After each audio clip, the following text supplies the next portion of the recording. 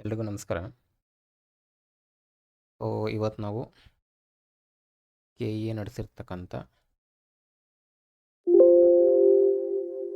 KEA exam ನಡೆಸಿರ್ತಾರೆ. ಯಾವುದು group A ಮತ್ತು B ಪೋಸ್ಟ್ಗಳಿಗೆ ಜೊತೆಗೆ ಈ ಪೊಲೀಸ್ ಇಲಾಖೆಯ PC ಪರೀಕ್ಷೆ ಇದಕ್ಕೆ ನೋಟಿಫಿಕೇಷನ್ ಬಿಟ್ಟಿತ್ತು. ಈ ನೋಟಿಫಿಕೇಷನ್ಗೆ ಅನ್ವಯ ಆಗುವಂಥ ಕಡ್ಡಾಯ ಕನ್ನಡ ಪತ್ರಿಕೆ ಯಾವತ್ತು ನಡೆದಿರೋದು? 19/7/2026. ರೀಸೆಂಟ್ ಪೇಪರ್ ಇದು. ಆ ಪೇಪರ್ ತೊಗೊಂಡಿದ್ದೀವಿ, ಕಡ್ಡಾಯ ಕನ್ನಡ ಪತ್ರಿಕೆ. ಇದೊಂದು ಕ್ವಿಕ್ ಇಂಟ್ರೊಡಕ್ಷನ್ ನೋಡ್ಬೋದು.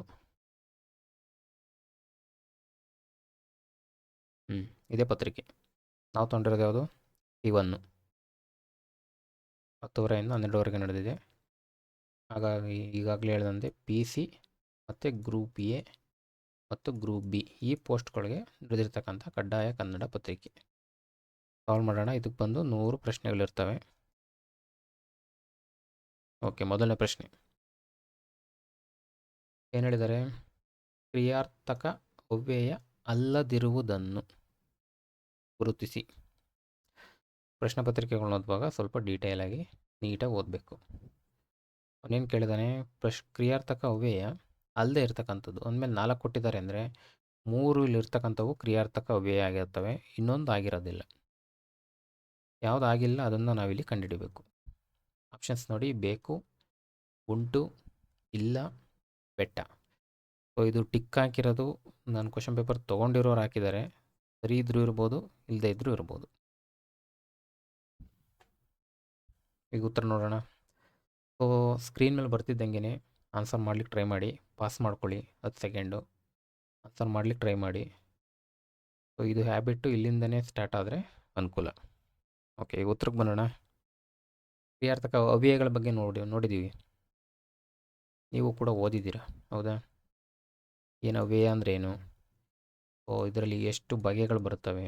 ವಿಧ ಅಂತನಾದರೂ ಅಂದ್ಕೊಳ್ಳಿ, ಅಥವಾ ಎಷ್ಟು ಬಗೆಗಳು ಅಂತನಾದರೂ ನೋಡ್ಕೊಳ್ಳಿ. ಅವ್ಯಯಗಳ ಬಗ್ಗೆ ಭಾಳ ಕ್ವಶನ್ ಆಗ್ತದೆ. ವಿಧಗಳು, ಈ ವಿಧಗಳ ಬಗ್ಗೆ ನೋಡ್ತಾ ಹೋದಾಗ ನಿಮಗೆ ಭಾಳಷ್ಟು 8 ವಿಧ ಬರ್ತವೆ. ಪ್ರತಿಯೊಂದನ್ನು ನೋಡಿ, ಇದ್ರ ಬಗ್ಗೆ ತುಂಬ ಕ್ವಶನ್ ಆಗಿದೆ. ಇಷ್ಟು ಬೇಸಿಕ್ಸು ನೋಡ್ಕೊಳ್ಳಿ. ಯೂಶಲಿ ಹೇಳಬೇಕು ಅಂದ್ರೇನು, ಈ ಲಿಂಗವಚನ ವಿಭಕ್ತಿಗಳಿಂದ ಯಾವುದೇ ರೀತಿ ಚೇಂಜ್ ಆಗೋದಿಲ್ಲ, ಇದ್ದಂಗೆ ಇರ್ತವೆ. ಅಂಥವನ್ನ ನಾವು ಅವ್ಯಯ ಅಂತ ಹೇಳ್ತೀವಿ, ಸಿಂಪಲಾಗಿ ಹೇಳಬೇಕು ಅಂದರೆ. ಈಗ ಪರ್ಟಿಕ್ಯುಲರಾಗಿ ಕೇಳಿರೋದು ಯಾವುದು? ಈ ಅವ್ಯಯಗಳಲ್ಲಿ ಬರ್ತಾವಲ್ಲ 8 ವಿಧ, ಅದರಲ್ಲಿ ಒಂದು ಯಾವುದು? ಕ್ರಿಯಾರ್ಥಕ ಅವ್ಯಯ. ಅದ್ರ ಬಗ್ಗೆ ನಮಗೆ ಗೊತ್ತಿದ್ರೆ ಇದಕ್ಕೆ ಆನ್ಸರ್ ಮಾಡ್ಬೋದು. ಯೂಶಲಿ ಏನು ಕ್ರಿಯಾರ್ಥಕ ಅವ್ಯಯ ಅಂದರೆ? ಈ ಒಂದು ವಾಕ್ಯ ಇರುತ್ತೆ, ವಾಕ್ಯದಲ್ಲಿ ಒಂದು ಕ್ರಿಯಾಪದ ಇರುತ್ತೆ. ಈ ಕ್ರಿಯಾಪದ ಸ್ಥಾನನ ಅಂದರೆ ರೋಲ್ನ ಈ ಕ್ರಿಯಾರ್ಥಕ ಅವ್ಯಯಗಳು ಪ್ಲೇ ಮಾಡ್ತಿರ್ತವೆ.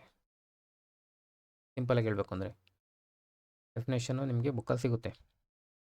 ಕ್ರಿಯಾಪದ ಸ್ಥಾನದಲ್ಲಿ ನಿಂತ್ಕೊಂಡು ಆ ವಾಕ್ಯದ ಅರ್ಥನ ಏನು ಮಾಡ್ತವೆ? ಕಂಪ್ಲೀಟ್ ಮಾಡ್ತಾ ಇರ್ತವೆ. ಅಂಥ ಒಂದು ಅವ್ಯಯಗಳನ್ನ ನಾವೇನಂತ ಕರಿತೀವಿ? ಕ್ರಿಯಾರ್ಥಕ ಅವ್ಯಯಗಳು. ಬೇಸಿಕ್ಕು ಕ್ಲಿಯರ್ ಆಯಿತು. ಈಗ ಎಕ್ಸಾಂಪಲ್ಗೆ ಬನ್ನಿ. ಬೇಕು, ಉಂಟು, ಇಲ್ಲ. ನಿಮ್ಗೆ ಈಸಿಯಾಗಿ ಗೊತ್ತಾಗ್ಬಿಡುತ್ತೆ ಬೆಟ್ಟ ಅನ್ನೋದು ಅವ್ಯಯ ಅಲ್ಲ, ಹೌದಾ? ಕ್ಲಿಯರು. ಬೇಕು, ಹೌದು, ನನಗೆ ಕಾಫಿ ಬೇಕು, ಹೌದಾ? ರೋಲ್ ಪ್ಲೇ ಮಾಡ್ತಾ ಇದೆ. ಯಾವುದ್ರದ್ದು? ಕ್ರಿಯಾಪದದ ರೋಲು. ಉಂಟು. ಸ್ಟೇಟ್ಮೆಂಟು ಯಾವುದೇ ಎಕ್ಸಾಂಪಲ್ ಬಂದಾಗ ನೀವೊಂದು ವಾಕ್ಯ ಮಾಡಿಕೊಂಡ್ರೆ ಉಂಟು ಯಾವ ಥರ ಇದು ಮಾಡ್ಬೋದು? ಇದಕ್ಕೆ ನನಗೆ ಜ್ವರ ಉಂಟು, ಇಲ್ಲ, ಕಾಫಿಯಲ್ಲಿ ಸಕ್ಕರೆ ಇಲ್ಲ, ಹೌದಾ? ಈ ಥರ ಸ್ಟೇಟ್ಮೆಂಟ್ಗಳು ಮಾಡಿಕೊಂಡಾಗ ನಮಗೆ ಈಸಿಯಾಗಿ ಅರ್ಥ ಆಗುತ್ತೆ. ಇನ್ನೂ ತುಂಬ ಬರ್ತವೆ. ಬೇಕು, ಉಂಟು, ಇಲ್ಲ, ಹೌದು, ಬೇಡ, ಇವೆಲ್ಲ ಬರ್ತವೆ. ನಿಮಗೆ ಬುಕ್ಕಲ್ಲಿ ಸಿಗ್ತವೆ ಇದ್ರ ಬಗ್ಗೆ ಮಾಹಿತಿ. ಇದು ಇದ್ರ ಬಗ್ಗೆ ಬೇಸಿಕ್ಕು. ಇದರಲ್ಲಿ ಇನ್ನೂ ಡೆಪ್ತ್ ಹೋಗಬೇಕು ಅಂದರೆ ಈ ಒಂದೇನು ಈ ಅವ್ಯಯಗಳು, ಕ್ರಿಯಾರ್ಥಕ ಅವ್ಯಯಗಳಿದಾವಲ್ಲ, ನಮ್ಮ ಹಿಂದೆ ಅಂದರೆ ಇಲ್ಲಿ ಬಂತಲ್ಲ, ಇದ್ರ ಹಿಂದೆ ಒಂದು ಕ್ರಿಯೆಯಿಂದ ಕೂಡಿ ಯೂಸ್ ಆಗ್ತಾ ಬರ್ತವೆ. ಇನ್ನೊಂದು ಈ ಒಂದು ಅವ್ಯಯ ಇದೆಯಲ್ಲ, ಇದ್ರ ಮುಂದೆ ಒಂದು ಕ್ರಿಯಾಪದದೊಂದಿಗೆ ಕೂಡಿ ಬರ್ತವೆ, ಇನ್ನೊಂದು ಸ್ವತಂತ್ರವಾಗಿ ಬರ್ತವೆ. ಅವೆಲ್ಲ ಡೆಫಿನೇಷನ್ ಬರ್ತವೆ. ಸೊ ನೀವಿನ್ನೂ ನೋಡಬೇಕು ಅಂದರೆ ಒಂದು ಎಕ್ಸಾಂಪಲ್ ಕೊಡ್ತೀನಿ.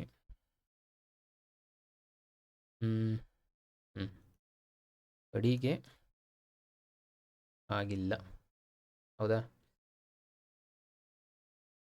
ಆಗಿ ಇಲ್ಲ. ನಮಗೆ ಗೊತ್ತು ಇಲ್ಲ ಅನ್ನೋದೇನು ಕ್ರಿಯಾರ್ಥಕವ್ಯಯ. ಸೊ ಇದ್ರ ಮೊದಲೇ ಒಂದು ಕ್ರಿಯೆಯಿಂದ ಕೂಡಿ ಬಳಕೆಯಾಗಿದೆ. ಮೊದಲನೇ ಎಕ್ಸಾಂಪಲ್ಲು. ಎರಡನೇದು, ನನಗೆ ಹಣ ಬೇಕಾಗಿದೆ, ಹೌದಾ? ಬೇಕು ಆಗಿದೆ. ಆಗಿದೆ ಏನು ಕ್ರಿಯಾರ್ಥಕವ್ಯಯ. ಸೊ ಅದ್ರ ಹಿಂದೆ ಒಂದು ಕ್ರಿಯೆಯಿಂದ ಕೂಡಿ ಪ್ರಯೋಗ ಆಗ್ತಾ ಇದೆ. ಮೊದಲನೇದು, ಇವೆರಡು ಏನು ಮೊದಲನೇದಕ್ಕೆ ಎಕ್ಸಾಂಪಲ್ಲು. ಈಗ ಎರಡನೇದಕ್ಕೆ ಬರ್ತೀನಿ. ಇಲ್ಲಿ ಹೇಳಿದ್ನಲ್ಲ, ಕ್ರಿಯಾರ್ಥಕವ್ಯಯದ ಮುಂದೆ ಒಂದು ಕ್ರಿಯಾಪದದಿಂದ ಕೂಡಿ ಬಳಕೆ ಆಗ್ತಕ್ಕಂಥದ್ದು. ಈಗ ಎಕ್ಸಾಂಪಲ್ ನೋಡಿ. ನನಗೆ ಅದು ಬೇಡವಾಗಿದೆ. ಸೊ ಇಲ್ಲಿ ನೀವು ಗಮನಿಸಬೇಕು, ಬೇಡ ಆಗಿದೆ, ಹೌದಾ?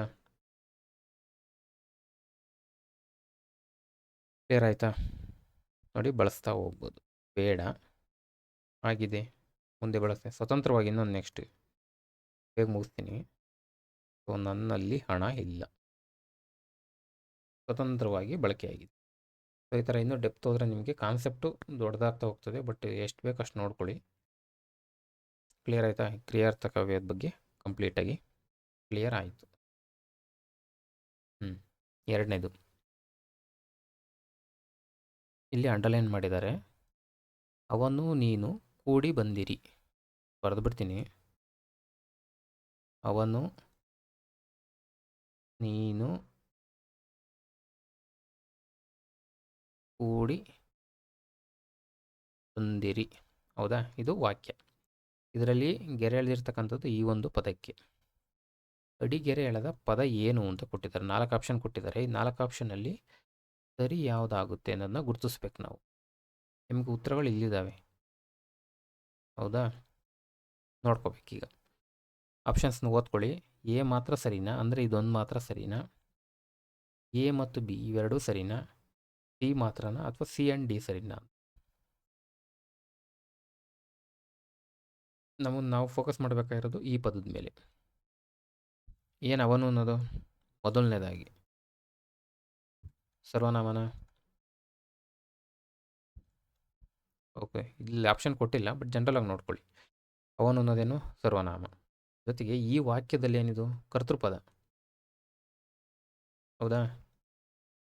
ಕರ್ತೃಪದ. ನೀನು ಅನ್ನೋದು ಕರ್ತೃಪದನೇ. ಮುಂದೆ ಬರೋಣ ಅದಕ್ಕೆ. ಸರ್ವನಾಮ ಮೊದಲನೇದಾಗಿ, ಜೊತೆಗೆ ಇದು ಕರ್ತೃಪದ. ಯಾವ ಭಾಷೆಯಲ್ಲಿದೆ ನಾವು ನೋಡಿದ್ದೀವಿ. ನಾನು ಉತ್ತಮ, ನೀನು ಮಧ್ಯಮ, ಅವನು ಪ್ರಥಮ, ಹೌದಾ? ಅವನು ಏನು ಪ್ರಥಮ, ಮತ್ತೆ ಪುಲ್ಲಿಂಗನ ಗೊತ್ತಾಗುತ್ತಿದೆ. ಸೊ ಏನಾಗುತ್ತದೆ, ಅವನು ಅನ್ನೋದು ಪ್ರಥಮ ಪುರುಷ ಪುಲ್ಲಿಂಗ.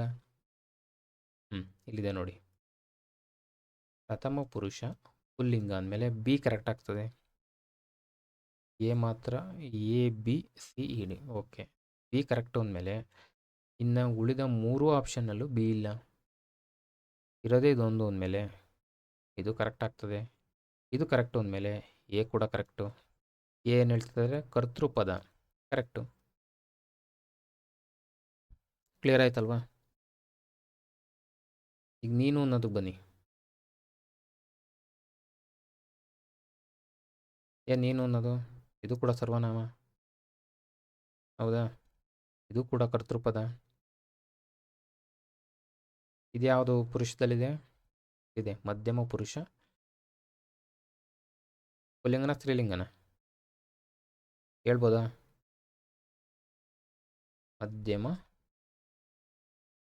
ಹಂಗೆ ಕೇಳಿದಾಗ ಸೆಂಟೆನ್ಸ್ ಮಾಡ್ಕೊಳ್ಳಿ. ನೀನು ಹುಡುಗ, ನೀನು ಹುಡುಗಿ, ಎರಡೂ ಹೇಳ್ಬೋದು. ಹೌದಾ? ಹಾಗಾಗಿ ಮಧ್ಯಮ ಪುರುಷ ಅಂತ ಇಟ್ಕೊಳ್ಳಿ ಇಲ್ಲಿ. ಬಂದಿರಿ ಏನಾಗ್ತದೆ? ಬಂದಿರಿ ಅಂತ ಬರೀತೀನಿ. ಸೊ ಬಂದಿರಿ ಅನ್ನೋದು ಯಾವ ಪದ? ಯಾವ ಪುರುಷದಲ್ಲಿದೆ ಹೇಳ್ಬೋದಾ? ಎಸ್, ಮಧ್ಯಮ ಪುರುಷ. ಹೇಗೆ ಹೇಳ್ಬೋದು? ಸ್ಟೇಟ್ಮೆಂಟ್ ಮಾಡ್ಕೊಳ್ಳಿ. ನೀವು ಬಂದಿರಿ, ಅವನು ಬಂದಿರಿ ಅಂತ ಹೇಳ್ತೀವ? ಹೇಳ್ಬೋದು, ಹೇಳಿದ್ರೆ ಅರ್ಥ ಬರಲ್ಲ. ಅರ್ಥ ಬರಬೇಕು. ಅವನು ಬಂದಿರಿ ಅಂತ ಹೇಳಲ್ಲ, ನಾನು ಬಂದಿರಿ ಅಂತ ಹೇಳಲ್ಲ, ನೀವು ಬಂದಿರಿ ಅಥವಾ ನೀನು ಬಂದಿರಿ. ನೀವು ಅಂತ ಯೂಶಲಿ ಬಳಸ್ತೀವಿ. ಕ್ಲಿಯರ್ ಆಯ್ತಲ್ವಾ? ಈಗ ಇದರಲ್ಲಿ ಇನ್ನೊಂದು ಪದ ಉಳ್ಕೊಂತು, ಯಾವುದು? ಕೂಡಿ. ಇದು ಏನಾಗ್ತದೆ ಅಂತ ನೀವು ಸ್ವಲ್ಪ ಹೋಮ್ವರ್ಕ್ ಮಾಡಿ. ಕೂಡಿ ಅನ್ನೋ ಪದ ಏನಾಗುತ್ತೆ?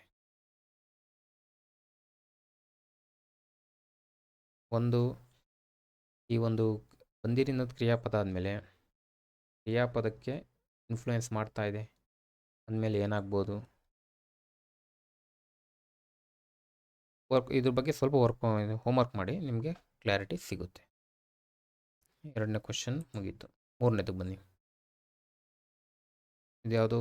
ಅಂಕಿತ ನಾಮಗಳ ಬಗ್ಗೆ. ರಾಮನಾಥ ಇದೇನು? ಇವರ ವಚನಗಳ ಅಂಕಿತ ನಾಮ. ಅಂಕಿತ ನಾಮದ ಬಗ್ಗೆ ರೆಗ್ಯುಲರ್ ಕ್ವಶನ್ ಆಗ್ತದೆ, ನೀಟಾಗಿ ನೋಡ್ಕೊಳ್ಳಿ. ಸೋರ್ಸು ಸ್ಕೂಲ್ ಬುಕ್ಸು ಆಗ್ತವೆ. ಸ್ಕೂಲ್ ಬುಕ್ಸ್ ಮುಗಿದ ಮೇಲೆ ಸ್ವಲ್ಪ ರೆಫರೆನ್ಸ್ ಬುಕ್ಕಲ್ಲೂ ನಿಮಗೆ ಸಿಗುತ್ತೆ. ಜೊತೆಗೆ PYQಗಳು ನೋಡಿಕೊಂಡ್ರು ನಾವು ಇದ್ರ ಬಗ್ಗೆ ಮಾಡ್ಬೋದು. ಇದರಲ್ಲಿ ಎರಡು ಥರ ಕ್ವಶನ್ ಬರ್ತವೆ. ಒಂದು ವಚನಕಾರರ ಬಗ್ಗೆ ಒಂದು ಅಂಕಿತ ಕೊಡ್ತಾರೆ, ಇನ್ನೊಂದು ಇವ್ರದ್ದು ವಚನಗಳ ಸಾಲುಗಳನ್ನೇ ಕೊಡ್ತಾರೆ. ವಚನಗಳ ಸಾಲುಗಳು ಕೊಟ್ಬಿಟ್ಟು ಈ ಸಾಲು ಯಾವ ವಚನಕಾರದು ಅಂತ ಕೇಳ್ತಾರೆ. ಈ ರೀತಿ ಕ್ವಶನ್ ಆಗ್ತವೆ, ನೋಡ್ಬೋದು. ನಿಮ್ಮ PYQಗಳು ನೋಡಿದ್ರೆ ನಿಮಗೆ ಕ್ಲಾರಿಟಿ ಸಿಗುತ್ತೆ. ಈಗ ಈ ಕ್ವಶನ್ಗೆ ಬರೋಣ. ರಾಮನಾಥ ಇದು ಇವರ ವಚನಗಳ ಅಂಕಿತ. ಯಾರ್ದು? ಬಸವಣ್ಣ. ಬಸವಣ್ಣವ್ರದ್ದು ಎಲ್ಲರಿಗೂ ಗೊತ್ತು. ಏನು ಬಸವಣ್ಣಂದು? ಕೂಡಲ ಸಂಗಮ ದೇವ. ಹೌದಾ? ಅಂದಮೇಲೆ ಇದಾಗಲ್ಲ. ಅಕ್ಮಾದೇವಿ ಗೊತ್ತಿದೆ. ಚನ್ನಮಲ್ಲಿಕಾರ್ಜುನ ಭಾಳ ಸಲ ಕೇಳಿದ್ದಾರೆ, ಇದಾಗಲ್ಲ. ಅಲ್ಲಮ ಪ್ರಭುದು ಗುಹೇಶ್ವರ, ಗುಹೆಯಲ್ಲಿರುವವನು. ಇದು ಆಗಲ್ಲ.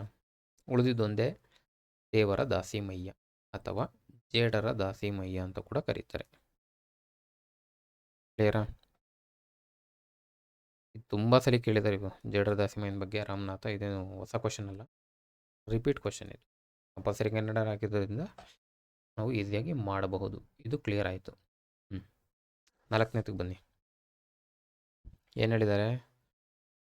ಸಂಶಯ, ಊಹೆ ಅಥವಾ ತರ್ಕ. ನಾಲ್ಕನೇದು ಸಂಶಯ, ಊಹೆ ಅಥವಾ ತರ್ಕ ಇವನ್ನು ಹೇಳುವ ಕ್ರಿಯಾಪದಗಳನ್ನು ಏನೆಂದು ಕರೆಯುತ್ತಾರೆ? ಇಷ್ಟು ಪ್ರಶ್ನೆ. ಉತ್ತರ ಬಂದು ಆಪ್ಷನ್ಸ್ ಬಂದು ವಿದ್ಯಾರ್ಥಕ, ಸಂಭಾವನಾರ್ಥಕ, ನಿಷೇಧಾರ್ಥಕ, ಕಾಲಾರ್ಥಕ. ಇವು ಮೂರು ಕೇಳಿದ್ದೀವಿ. ಇದು ನಾವು ಕೇಳಿಲ್ಲ, ತಲೆ ಕೆಡಿಸ್ಕೊಳ್ಳೋದು ಬೇಡ. ವಿದ್ಯಾರ್ಥಕ ನೋಡಿದ್ದೀವಿ, ಹೌದಾ? ಆಜ್ಞೆ, ಅಪ್ಪಣೆ, ಕಲಿ ಪ್ರತ್ಯಯ ಒಂದು. ನಿಷೇಧಾರ್ಥಕ ಹೆಸರಲ್ಲೇ ಇದೆ, ನಿಷೇಧ, ಕೆಲಸ ಆಗಿಲ್ಲ ಅಂತ ತೋರಿಸ್ತಕ್ಕಂಥದ್ದು. ಅಂದಮೇಲೆ ಉಳ್ಕೊಳ್ಳೋದು ಒಂದೇ ಸಂಭವನಾರ್ಥಕ, ಹೆಸರಲ್ಲೇ ಇದೆ. ಸಂಶಯ, ಸಂಭವನಾರ್ಥಕ, ಊಹೆ, ಹೌದಾ? ಅಂದಮೇಲೆ ಇದಕ್ಕೆ ಉತ್ತರ ಇದು ಸಂಭವನಾರ್ಥಕ ಕ್ರಿಯಾಪದಗಳು. ಒಂದು ಕ್ರಿಯೆ ನಡೆದಿದೆ ಅಂತ ಹೇಳುವಾಗ ಒಂದು ಡೌಟು ಅಥವಾ ಒಂದು ಊಹೆ ತೋರಿಸ್ತಕ್ಕಂಥವಕ್ಕೆ ನಾವು ಸಂಭವನಾರ್ಥಕ ಕ್ರಿಯಾಪದಗಳು ಅಂತ ಸೇರಿಸ್ತೀವಿ. ಎಕ್ಸಾಂಪಲ್ ತಗೋಬೋದಾ? ಎಕ್ಸಾಂಪಲ್ ನೋಡಿ ನೆನ್ಪುಳಿತವೆ. ಬಂದಾನು, ಇಂದಾನು, ಮರವನ್ನು ಏರಿಯಿತು, ಹೋದಾನು, ಬರೆದಾನು. ಹೌದಾ? ಹೋದಾನು ಹೆಂಗೆ ಬಿಡಿಸ್ತೀರಾ? ಅವನು ಓದಾನು ಅಂತ ಬರಿತೀವಿ, ಹೌದಾ? ಓದಾನು ಇದರಲ್ಲಿ ಇನ್ನೊಂದು ಕಾನ್ಸೆಪ್ಟ್ ಇದೆ ನೋಡಿ. ಓದಾನು ಅಂತ ಕೊಟ್ಬಿಟ್ಟು ಕ್ರಿಯಾಪದ ಇದು. ಇದ್ರ ಧಾತು ಏನು ಅಥವಾ ಧಾತು ಏನು ಅಂತ ಕ್ವಶನ್ ಬರ್ತದೆ. ಕೇಳಿದ್ದಾರೆ ಆಲ್ರೆಡಿ. ಅಂದರೆ ಇದಕ್ಕೆ ಕೇಳಿಲ್ಲ, ಬಟ್ ಈ ಕಾನ್ಸೆಪ್ಟ್ ಕೇಳಿದ್ದಾರೆ. ಒಂದು ಕ್ರಿಯಾಪದ ಕೊಡ್ತಾರೆ, ಈ ಕ್ರಿಯಾಪದದ ಮೂಲ ಧಾತು ಏನು ಅಂತ ಕ್ವಶನ್ ಆಗ್ತದೆ. ಸೊ ಈ ಆ್ಯಂಗಲಲ್ಲೂ ನೀವು ಇದನ್ನು ನೋಡ್ಕೊಳ್ಳಿ. ಓದಾನು ಇದರ ಧಾತು ಬಂದು ಹೋಗು. ಓದ ಅಲ್ಲ, ಹೋಗು. ಅಖ್ಯಾತ ಪ್ರತ್ಯಯ ಬಂದು ಆನು. ಏನಾಗ್ತದೆ? ಹೋದಾನು. ಆಯಿತಾ? ಅವನು ಹೋದಾನು ಅಂತ ಬಳಸ್ತೀವಿ. ಅದೇ ಥರ ಹೋಗು ಪ್ಲಸ್ ಆಳು ಓದಾಳು. ಹೋಗು ಓದಾಳು. ಹೌದಾ? ಹೋಗು ಈತು ಏನಾಗ್ತದೆ? ಓದೀತು. ಇವೊಂದು ಗಮನಿಸ್ಬೋದು. ದಾ ಯಾಕೆ ಬರ್ತಾ ಇದೆ? ಭೂತ. ಇದನ್ನು ಗಮನಿಸಿದ್ರೆ ನಿಮಗೆ ಕ್ಲಾರಿಟಿ ಸಿಗುತ್ತೆ. ನಾವೊಂದು ಗಾದೆ ಹೇಳ್ತೀವಿ, ತಾಳಿದವನು ಬಾಳಿಯಾನು. ಇದೇನು ಸಂಭವನಾರ್ಥ. ಇನ್ನೊಂದು ಅಚ್ಚೇವು ಕನ್ನಡದ ದೀಪ. ಇದು ಭಾಳ ಸರಿ ಕೇಳಿದ್ದಾರೆ ಇದನ್ನ. ಸೊ ಅಚ್ಚೇವು ಕನ್ನಡದ ದೀಪ, ಈ ಒಂದು ಹಾಡನ್ನ ಕೇಳಿದ್ದೀವಿ. ಅದರಲ್ಲಿ ಅಚ್ಚೇವು ಅನ್ನೋದು ಏನು ಅಂತ ಕೇಳಿದ್ದಾರೆ. ಎಲ್ಲ ಆಲ್ರೆಡಿ ಕ್ವಶನ್ ಆಗಿರ್ತಕ್ಕಂಥವು. ನೆಕ್ಸ್ಟು, ಮಾವಿನ ಹಣ್ಣು ಮರದಿಂದ ದೊಪ್ಪನೆ ಬಿದ್ದಿತು. ಈ ವಾಕ್ಯದಲ್ಲಿರುವ ಕ್ರಿಯಾ ವಿಶೇಷಣ ಶಬ್ದವನ್ನು ಗುರುತಿಸಿ. ಇದನ್ನು ಎಕ್ಸಾಮ್ ಬರೆಯೋರು ಟಿಕ್ ಹಾಕಿದ್ದಾರೆ. ಕನ್ಫ್ಯೂಸ್ ಆಗಬೇಡಿ, ಇದು ಎಕ್ಸಾಮಲ್ಲಿ ಕೊಟ್ಟಿಲ್ಲ, ಪ್ಲೈನು ಇದೇ ಥರ ಇರ್ತಕ್ಕಂಥದ್ದು. ಮಾವಿನ ಹಣ್ಣು ಮರದಿಂದ ದೊಪ್ಪನೆ ಬಿದ್ದಿತು. ಈ ವಾಕ್ಯದಲ್ಲಿರುವ ಕ್ರಿಯಾ ವಿಶೇಷಣ ಶಬ್ದವನ್ನು ಗುರುತಿಸಿ ಅಂತ ಕೇಳಿದ್ದಾರೆ. ಆಪ್ಷನ್ಸ್ ಬಂದು ಹಣ್ಣು, ಮರ, ದೊಪ್ಪನೆ, ಬಿದ್ದಿತು. ಕ್ರಿಯಾ ವಿಶೇಷಣ ಗುರುತಿಸ್ಬೇಕು ಅಂದರೆ ನಮಗೆ ಕ್ರಿಯಾಪದ ಗೊತ್ತಿರಬೇಕು. ಕ್ರಿಯಾಪದ ಗೊತ್ತಿದ್ರೆ ಅದನ್ನು ಇನ್ಫ್ಲೂಯೆನ್ಸ್ ಮಾಡ್ತಕ್ಕಂಥ ಪದ ಏನಾಗಿರುತ್ತೆ? ಕ್ರಿಯಾ ವಿಶೇಷಣ ಆಗಿರುತ್ತೆ. ಬಿದ್ದಿತು ಇದೇನಿದು? ಕ್ರಿಯಾಪದ. ಅಂದಮೇಲೆ ಹೇಗೆ ಬಿತ್ತು ಅಂತ ವಿಶೇಷಣ, ಕ್ರಿಯಾ ವಿಶೇಷಣ, ಕ್ರಿಯೆ ಬಗ್ಗೆ ವಿಶೇಷವಾಗಿ ಹೇಳ್ತಾ ಇದೆ. ಸೊ ದೊಪ್ಪನೆ ಇದಿದೆ. ಇದು ಕ್ಲಿಯರ್ ಆಯಿತಾ? ಈ ದೊಪ್ಪನೆ ಅನ್ನೋದು ಮುಂದಿನ ಒಂದು ಪ್ರಶ್ನೆಯಲ್ಲಿ ಇದ್ರ ಬಗ್ಗೆ ಇನ್ನೂ ಸ್ವಲ್ಪ ಡೀಟೇಲಾಗಿ ಮಾಹಿತಿ ಬರುತ್ತೆ. ಡೀಟೇಲಾಗಿ ಅಲ್ಲಿ ಸ್ವಲ್ಪ ಡಿಸ್ಕಸ್ ಮಾಡುವ ಅದರಲ್ಲಿ. ಸದ್ಯಕ್ಕೆ ಇಷ್ಟು ಸಾಕು. ದೊಪ್ಪನೆ ಅಂದರೆ ಏನು ಹೇಳಕ್ಕೆ ಬರ್ತಾ ಇದ್ದೀನಿ? ಅನುಕರಣೆ ಮಾಡ್ತಾ ಇದೆಯಲ್ವಾ? ಹಣ್ಣು ಯಾವ ಥರ ಬಿತ್ತು ಅನ್ನೋದನ್ನ ನಾವು ನೋಡಿರ್ತೀವಿ. ಅದನ್ನು ಎಕ್ಸ್ಪ್ಲೈನ್ ಮಾಡುವಾಗ ನಾವು ಒಂದಷ್ಟು ಶಬ್ದಗಳನ್ನ ಬಳಸ್ತೀವಿ. ಅದನ್ನು ಅನುಕರಣವೇ ಅಂತೀವಿ. ಈ ಒಂದು ಕಾನ್ಸೆಪ್ಟ್ ಹೇಳಲಿಕ್ಕೆ ತೊಗೊಂಡೆ. ಮುಂದಿನ ಅಲ್ಲಿ ಇದ್ರದ್ದೇ ಒಂದು ಪ್ರಶ್ನೆ ಇದೆ, ಅಲ್ಲಿ ಬಂದಾಗ ನಾವು ಡಿಸ್ಕಸ್ ಮಾಡುವ. ಈ ಪ್ರಶ್ನೆಗೆ ಇಷ್ಟು ಸಾಕು. ಕ್ರಿಯಾ ವಿಶೇಷಣ ಬಂದು ದೊಪ್ಪನೆ. ಯಾಕೆ? ಕ್ರಿಯೆ ಬಗ್ಗೆ ಮಾಹಿತಿ ನಮಗೆ ಸಿಗ್ತಾ ಇದೆ.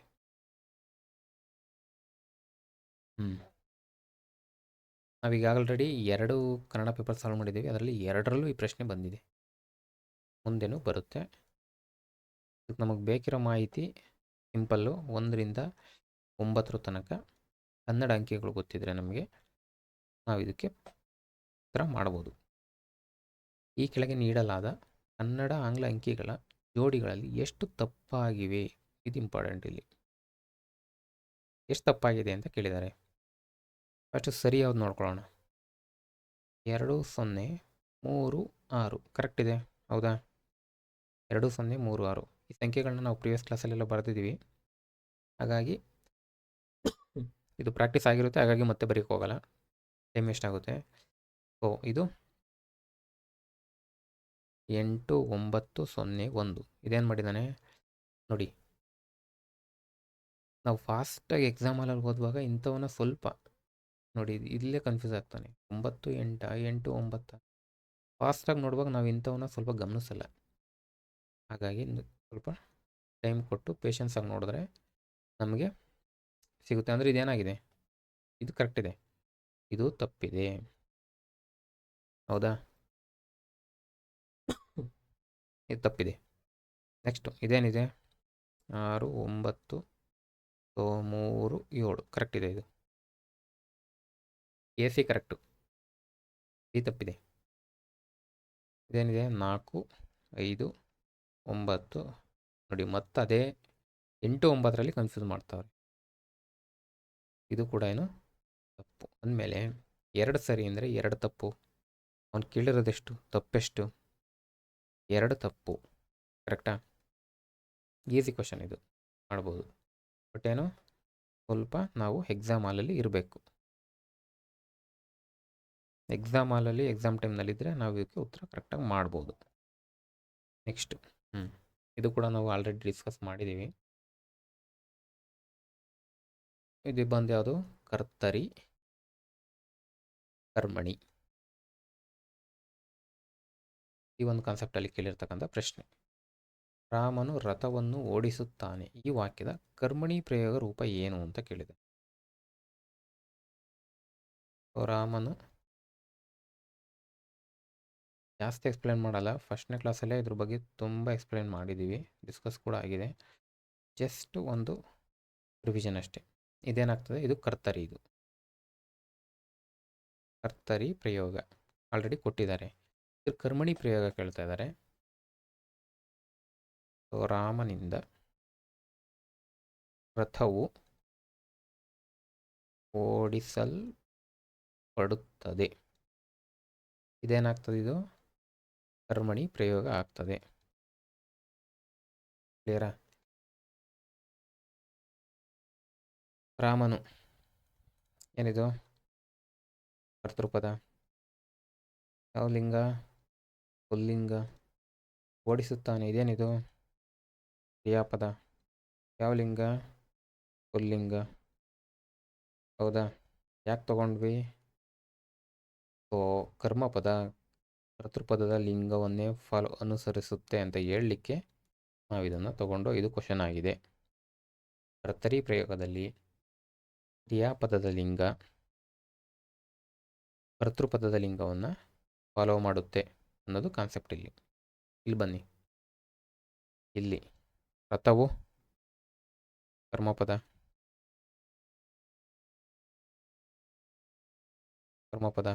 ಹೌದಾ? ಏನನ್ನು? ರಥವನ್ನು. ಹೌದಾ? ಇದು ಯಾವ ಲಿಂಗ ಇದೆ?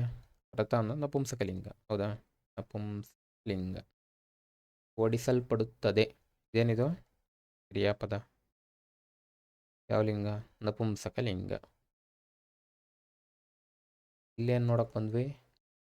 ಇಲ್ಲಿ ಕರ್ತೃಪದ, ಇದು ಕರ್ತೃಪದ, ಕ್ರಿಯಾಪದ ಕರ್ಮಪದದ ಲಿಂಗವನ್ನು ಫಾಲೋ ಮಾಡುತ್ತೆ.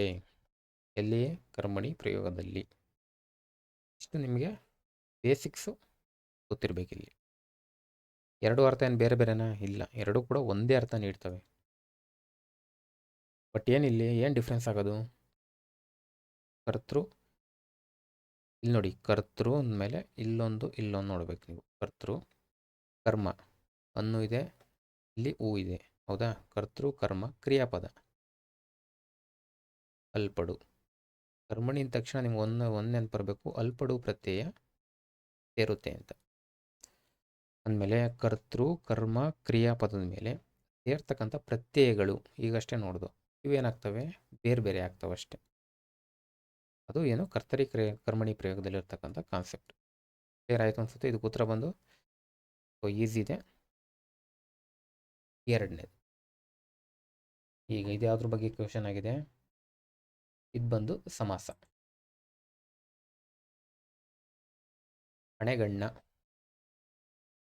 ಹಣೆಗಣ್ಣ ಸಮಾಸ ಪದವನ್ನು ವಿಗ್ರಹ ವಾಕ್ಯ ಮಾಡಿ ಬರೆದಾಗ. ಇದನ್ನು ಯಾಕೆ ಹೈಲೈಟ್ ಮಾಡಿದೆ? ಇದೇ ಪದ ಮುಂದಿನ ಒಂದು ಪ್ರಶ್ನೆಗೆ ಉತ್ತರ ಆಗ್ತದೆ. ಇದನ್ನು ನೆನ್ಪಿಟ್ಕೊಂಡಿರ್ರಿ. ಆ ಪ್ರಶ್ನೆ ಬಂದಾಗ ಇಲ್ಲಿಗೆ ಬರೋಣ.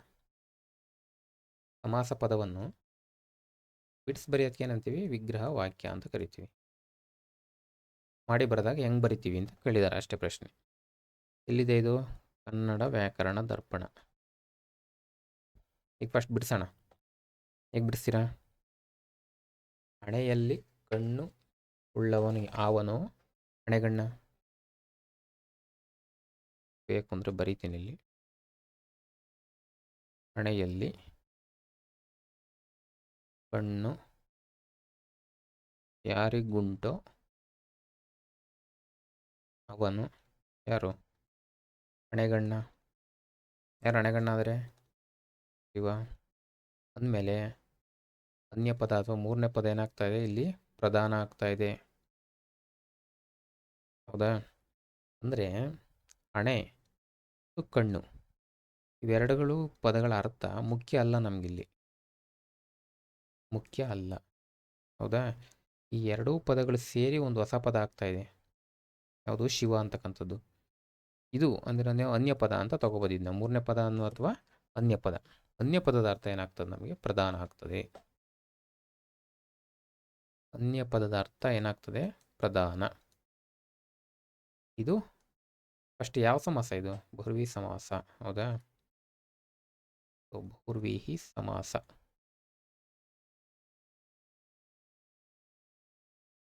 ಕ್ಲಿಯರ್ ಆಯ್ತಾ? ಹಣೆಯಲ್ಲಿ ಕಣ್ಣುಳ್ಳವನು. ಇಲ್ಲಿ ಹಣೆಯಲ್ಲಿ ಕಣ್ಣು ಯಾರಿಗುಂಟು ಅವನು ಅಂತಲೂ ಕೂಡ ಬರೀತಾರೆ. ಸೊ ಹಣೆಯಲ್ಲಿ ಕಣ್ಣುಳ್ಳವನು ಅಂತ ಕೂಡ ಬರೀತಾರೆ. ಇಲ್ಲೊಂದಿದೆ, ಅವೆಲ್ಲ ಏನು ಇಲ್ಲ, ಬಟ್ ಇದು ಕರೆಕ್ಟ್ ಇದೆ. ಹಣೆಯ ಕಣ್ಣ, ಹಣೆಯ ಕಣ್ಣ, ಹಣೆಗೆ ಕಣ್ಣು ಬರಲ್ಲ, ಕ್ಲೋಸ್ ಇದೆ. ಹಾಗಾಗಿ ಇದು ಉತ್ತರ ಕರೆಕ್ಟ್. ಕ್ಲಿಯರ್ ಆಯ್ತಾ? ಬಹುರ್ವಿ ಸಮಾಸ, ಅನ್ಯಪದ ಪ್ರಧಾನ.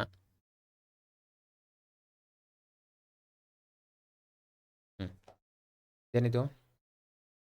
ತತ್ಸಮ ತದ್ಭವ. ಇದ್ರ ಮೇಲೆ ಬಂದಿರತಕ್ಕಂಥ ಕ್ವಶನ್ನು ಪ್ರತಿ ಕ್ವಶನ್ ಪೇಪರಲ್ಲೂ ಬರುತ್ತೆ. ಕಪಿಲೆ ಈ ಒಂದು ಪದದ ತದ್ಭವ ರೂಪ ಅಂದಮೇಲೆ ಕಪಿಲೆ ಏನಾಗ್ತದೆ? ತತ್ಸಮ ಆಗ್ತದೆ. ತತ್ಸಮ ಅಂದ್ರೇನು? ತದ್ಭವ ಅಂದ್ರೇನು? ನಾವೆಲ್ಲ ಪ್ರೀವಿಯಸ್ ಕ್ಲಾಸಲ್ಲಿ ನೋಡಿದ್ದೀವಿ. ದಯವಿಟ್ಟು ಪ್ರೀವಿಯಸ್ ಕ್ಲಾಸ್ಗಳು ನೋಡ್ತಾ ಈ ಕ್ಲಾಸಿಗೆ ಬನ್ನಿ. ಪ್ರತಿಯೊಂದು ಕಾನ್ಸೆಪ್ಟು ಎಕ್ಸ್ಪ್ಲೈನ್ ಮಾಡ್ತಾ ಹೋಗಲ್ಲ ಇಲ್ಲಿ. ಟೈಮ್ ವೇಸ್ಟ್ ಆಗ್ತದೆ ಮತ್ತು ರಿಪೀಟ್ ಕೂಡ ಆಗ್ತದೆ, ಬೋರ್ ಅನಿಸ್ಬಿಡುತ್ತೆ. ಹಾಗಾಗಿ ಒಂದ್ಸಲಿ ಕಾನ್ಸೆಪ್ಟ್ ಎಕ್ಸ್ಪ್ಲೈನ್ ಮಾಡಿಕೊಂಡು ಬೇಸ್ ಇಟ್ಕೊಂಡು ನಾವು ಮುಂದುವರಿಯೋಣ. ಕಪಿಲೆ ಪದ ತದ್ಭವ ರೂಪ ಕಪಿಲ, ಕಪಿಲ, ಕವಿಲೆ, ಕಪಿಲ. ಚೆನ್ನಾಗಿ ಪ್ರಾಕ್ಟೀಸ್ ಮಾಡಿದರೆ ನಾವು ಬೇರೆ ಆಪ್ಷನ್ಸ್ಗಳನ್ನ ಹುಡ್ಕೋಕೆ ಹೋಗಲ್ಲ. ಕಪಿಲೆ, ಕವಿಲ, ಕಪಿಲೆ, ಕವಿಲೆ. ಏನು ಕಪಿಲೆ ಅಂದರೆ? ಅದನ್ನು ನೋಡ್ಕೋಬೇಕಲ್ವ, ಪದಗಳ ಅರ್ಥನೂ ನೋಡ್ಕೊಳ್ಳಿ. ಅಂದರೆ ಹಸು ಅಂತ ಹೇಳ್ತಾರೆ. ಎಕ್ಸಾಕ್ಟಾಗಿ ಹೇಳಬೇಕು ಅಂದರೆ ಕಂದು ಬಣ್ಣದ ಹಸು, ಅಥವಾ ನದಿ ಹೆಸರು ಕೂಡ ಇದೆ. ಬಟ್ ನಮ್ಗೆ ಇಂಪಾರ್ಟೆಂಟ್ ಏನು? ಹಸು.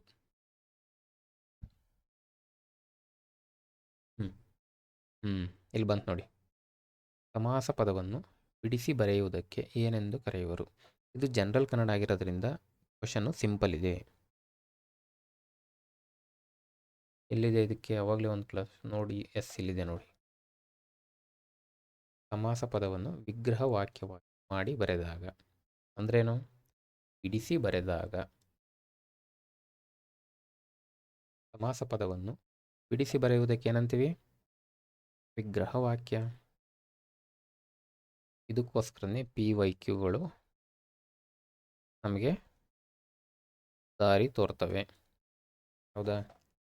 ಕೆಲವೊಂದು ಒಂದನೇ ಪ್ರಶ್ನೆಯಲ್ಲಿರ್ತಕ್ಕಂಥ ಆಪ್ಷನ್ ಆಗ್ಬೋದು, ಇದಾಗ್ಬೋದು. ಎಲ್ಲೋ ಒಂದು 100ನೇ ಪ್ರಶ್ನೆಗೆ ಉತ್ತರ ಕೂಡ ಆಗಿರುತ್ತೆ. ಅದಕ್ಕೆ ಹೇಳ್ತಕ್ಕಂಥದ್ದು ಕ್ವಶನ್ ಹಾಲ್ನಲ್ಲಿ 100 ಪ್ರಶ್ನೆಗಳನ್ನ ಓದಿ ಒಂದ್ಸರಿ ಓದ್ಬಿಟ್ಟು ಆಮೇಲೆ ನಾವು ಕೀ ಆನ್ಸರ್ಗಳನ್ನ ಟಿಕ್ ಮಾಡ್ತಾ ಬರಬೇಕು. ಯಾಕಂದರೆ ಯಾವುದೋ ಒಂದು ಕ್ವಶನ್ಗೆ ನಮಗೆ ಗೊತ್ತಿರಲ್ಲ ಉತ್ತರ. ಅದು ಮುಂದಿನ ಯಾವುದೋ ಒಂದು ಪ್ರಶ್ನೆಯಲ್ಲಿ ಉತ್ತರ ಸಿಗ್ಬೋದು ಅಥವಾ ಹೊಳಿಬೋದು. ಅದರಲ್ಲಿ ಯಾವುದೋ ಒಂದು ಇನ್ಪುಟ್ ಸಿಗ್ಬೋದು.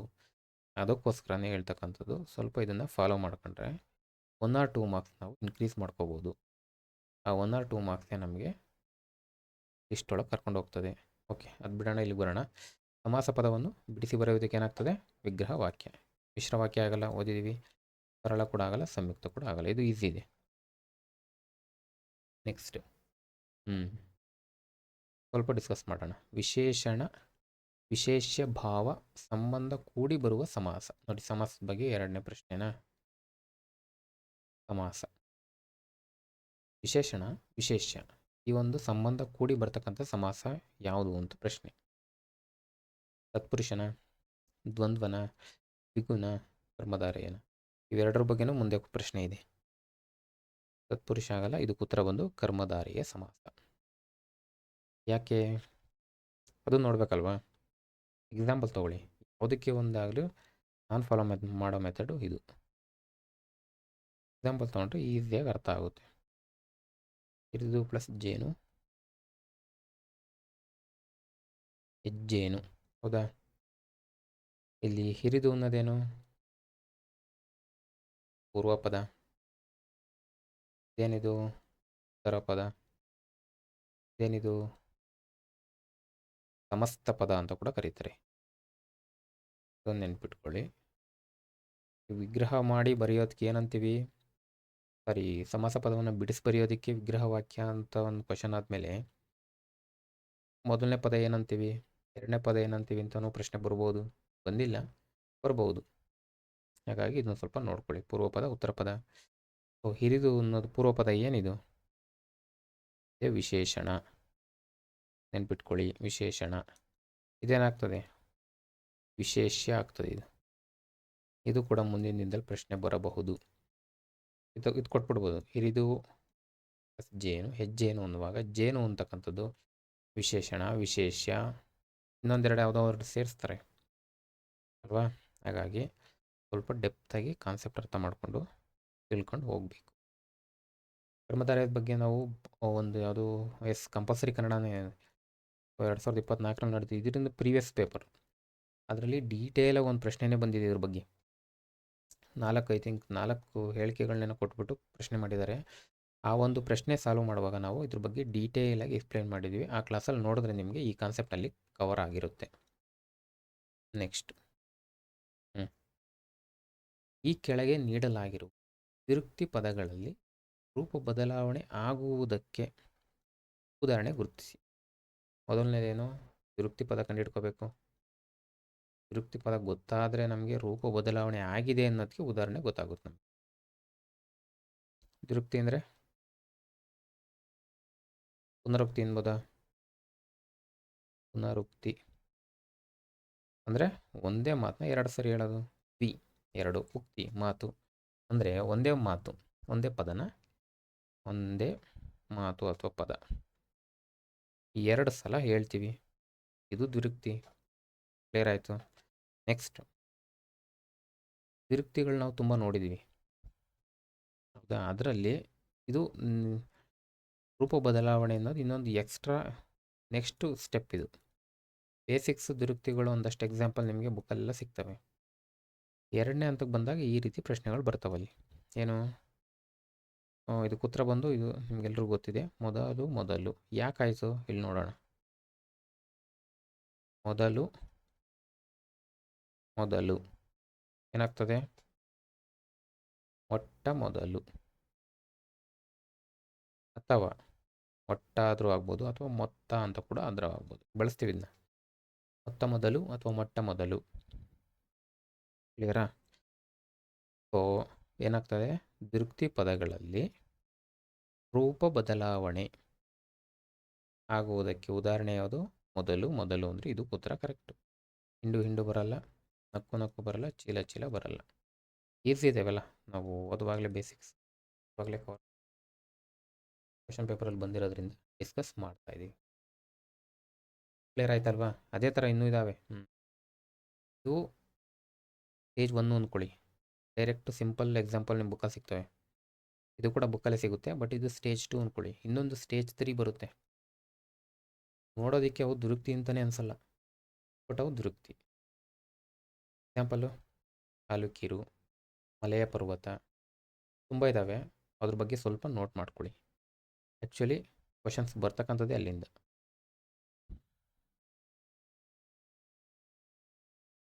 ಮತ್ತೆ ಸಮಾಸದ ಬಗ್ಗೆ ಜಾಸ್ತಿ ಕವರ್ ಮಾಡಿದ್ದಾರೆ ಇದರಲ್ಲಿ. ಮುಂಬಾಗಿಲು, ಇದು ಯಾವ ಸಮಾಸಕ್ಕೆ ಉದಾಹರಣೆ ಅಂತ ಪ್ರಶ್ನೆ, ಹೌದಾ. ಎಲ್ಲಿದೆ? ವ್ಯಾಕರಣ ದರ್ಪಣ ಬುಕ್ಕಲ್ಲಿದೆ. ಹೆಂಗೆ ಬಿಡಿಸ್ತೀರಾ? ಬಾಗಿಲ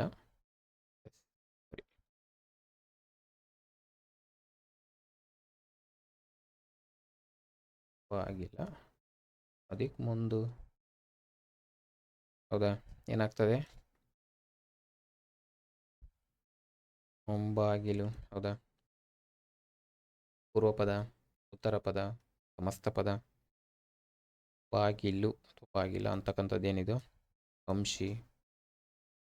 ಮುಂದು ಅನ್ನೋದೇನು? ಅಂಶ. ಈ ಉತ್ತರ ಏನಿದಕ್ಕೆ? ಅಂಶಿ ಸಮಾಸ. ಯಾಕೆಂತ ಇಲ್ಲಿ ನೋಡೋಣ. ಪೂರ್ವ ಉತ್ತರ ಪದಗಳು ಅಂಶಾಂಶಿ ಸಂಬಂಧದಿಂದ ಕೂಡಿ ಆಗುವ ಸಮಾಸ ಯಾವುದು? ಅಂಶಿ ಸಮಾಸ. ಕ್ಲಿಯರ್ ಆಯ್ತಲ್ವಾ? ಎಕ್ಸಾಂಪಲ್ ಕೊಟ್ಟು ಹೇಳಿದ್ದೀವಿ. ಅಂದರೆ ಪೂರ್ವೋತ್ತರ ಪದಗಳು ಅಂಶಿ ಸಂಬಂಧದಿಂದ ಕೂಡಿ ಆಗ್ತಕ್ಕಂಥ ಸಮಾಸವೇ ಅಂಶಿ. ಎಕ್ಸಾಂಪಲ್ಲು ಇಲ್ಲೇ ಬರೆದಿದ್ದೀವಿ. ಅಂಶಿ, ಬಾಗಿಲು, ಅಂಶ. ಅಂಶಿಯ ಒಂದು ಅಂಶ ಒಂದು ಅಂತಕ್ಕಂಥದ್ದು. ನಿಮ್ಗೆ ಅಂಶಿ ಅಂದ್ರೇನು ನೋಡ್ಬೋದಲ್ಲ? ಅಂದ್ರೇನು? ಪ್ರಧಾನವಾದದ್ದು ಅಂತ ಅರ್ಥ. ಪ್ರಧಾನ ಅಥವಾ ಅಂಶಗಳನ್ನು ಒಳಗೊಂಡಿರುವುದು, ಅಂಶಗಳನ್ನು ಹೊಂದಿರುವುದನ್ನು ನಾವೇನಂತ ಕರಿತೀವಿ? ಅಂಶಿ ಅಂತ ಕರಿತೀವಿ. ಅಂಶ ಅಂದ್ರೇನು? ಒಂದು ಭಾಗ ಅಂತ. ಭಾಗ ಅಥವಾ ಘಟಕ. ಸೊ ಇನ್ನೂ ಈಸಿಯಾಗಿ ಅರ್ಥ ಮಾಡಬೇಕು.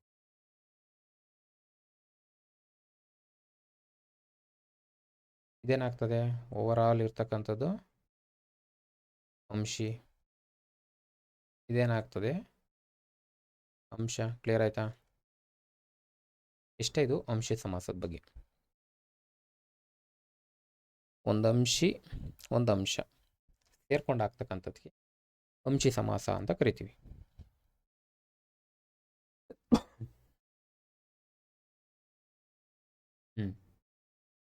ಗುಂಪಿಗೆ ಸೇರದ ಪ್ರತ್ಯಯವನ್ನು ಗುರುತಿಸಿ. ಸೇರದ ಕನ್ಫ್ಯೂಷನ್ ಆಗ್ತದೆ, ಹಾಗಾಗಿ ಈ ಥರ ನಾನು ಹೈಲೈಟ್ ಮಾಡ್ಕೋತೀನಿ. ಗುಂಪಿಗೆ ಸೇರದ ಪ್ರತ್ಯಯ ಗುರುತಿಸಿ ಅಂತ ಕೇಳಿದ್ದಾರೆ. 4 ಕೊಟ್ಟಿದ್ದಾರೆ. ಒಂದು ಈಗ, ಇನ್ನೊಂದು ವಂತ. ಸ್ವಲ್ಪ ಏನೋ ಎಲ್ಲ ಎಕ್ಸಾಮ್ ಬರೆಯೋರು ಈ ಥರ ಮಾಡಿದ್ದಾರೆ. ಕ್ಲಿಯರ್ ಇದೆ ಅಂದ್ಕೊತೀನಿ. ವಂತ, ಇನ್ನೊಂದು ಗೆ, ಇನ್ನೊಂದು ಅನೇಯ ಎಲ್ಲ ಬರಿತೀನಿ. ನನಗೆ ಫೇರ್ ಕಾಪಿ ಸಿಗಲಿಲ್ಲ ಇದು. ಓಕೆ, ಗುರುತಿಸ್ಬೇಕು ಅಂದರೆ ನಮಗೆ ಇವುಗಳ ಪರಿಚಯ ಇರಬೇಕು. ಎಲ್ಲಿ ಬರುತ್ತಿದ್ದು? ತದ್ದಿತ ಅಂತ, ಕೃದಂತ. ಈ ಕಾನ್ಸೆಪ್ಟ್ನ ಓದಿದರೆ ನಮಗಿದ್ರ ಪರಿಚಯ ಇರ್ತವೆ. ಈಗ ಅನ್ನೋದೇನು? ತದ್ದಿತ ಪ್ರತ್ಯಯ. ಹೌದಾ? ಹೆಂಗೆ ಹೇಳ್ತೀರಾ? ಎಕ್ಸಾಂಪಲ್ ತಗೊಳ್ಳಿ. ಈ ಕನ್ನಡವನ್ನು ಬಲ್ಲವನು, ಕನ್ನಡವನ್ನು ಬಲ್ಲವನು ಯಾರು? ಕನ್ನಡಿಗ. ಎಲ್ಲಿದೆ? ಕನ್ನಡ ಪ್ಲಸ್ ಈಗ. ಹೌದಾ? ಕನ್ನಡವನ್ನು ಕನ್ನಡ ಈಗ ಇಲ್ಲಿದೆ. ಈಗ ಅಂದಮೇಲೆ ಇದೇನಾಗ್ತದೆ? ತದ್ದಿತ ಪ್ರತ್ಯಯ ಆಯಿತು ಈಗ. ಓಕೆ, ಇಲ್ಲೇ ಬರ್ಕೊಳ್ಳಿ ಬೇಕಾದ್ರೆ. ತದ್ದಿತ ಅಂತ ಬರ್ಕೊಳ್ಳಿ ಸಾಕು. ನೆಕ್ಸ್ಟ್ ಒಂದಕ್ಕೆ ಬನ್ನಿ. ನಾವು ನೋಡಿದ್ದೀವಿ ಹಣವಂತ ಅಂತ. ಅಂದರೆ ಇದು ಕೂಡ ಏನು? ತದ್ದಿತ ಪ್ರತ್ಯಯ. ಹಣವನ್ನು ಉಳ್ಳವನು ಏನಾಗ್ತದೆ? ಹಣವಂತ. ಅಂದಮೇಲೆ ಈ ವಂತ ಸೇರ್ಕೊಂಡಿದೆ. ವಂತ ಏನಾಗ್ತು? ತದ್ದಿತ ಪ್ರತ್ಯಯ. ತದ್ದಿತ ಅಂತ ಬರ್ಕೋತೀನಿ. ನೆಕ್ಸ್ಟ್ ಗೆ. ಏನು? ಇದು ಕೃತ್ ಪ್ರತ್ಯಯ. ಇದನ್ನು ನೆನ್ಪಿಟ್ಕೊಳ್ಳಿ. ಕೃತ್ ಪ್ರತ್ಯಯ ಭಾವಾರ್ಥದಲ್ಲಿ ಸೇರ್ತಕ್ಕಂಥ ಪ್ರತ್ಯಯ ಅಂತ. ಇನ್ನೂ ಪರ್ಟಿಕ್ಯುಲರ್ ಆಗಿ ಹೇಳ್ಬೇಕು. ಎಕ್ಸಾಂಪಲ್, ಹುಡುಗಿ ಅಂತ ನೋಡಿದ್ದೀವಿ. ಅಂದರೆ ಉಡು ಪ್ಲಸ್ ಗೆ. ಹೌದಾ? ನಾವು ನೋಡಿದ್ವಿ ತದ್ದಿತ ಅಂದ ತಕ್ಷಣ ನಾಮಪದ ಬರಬೇಕು, ಕೃದಂತ ಅಂದ ತಕ್ಷಣ ಧಾತು ಬರಬೇಕು. ಇಷ್ಟು ಗೊತ್ತಿದ್ರೆ ನಮಗೆ 50-50 ಆದರೂ ತರಬಹುದು.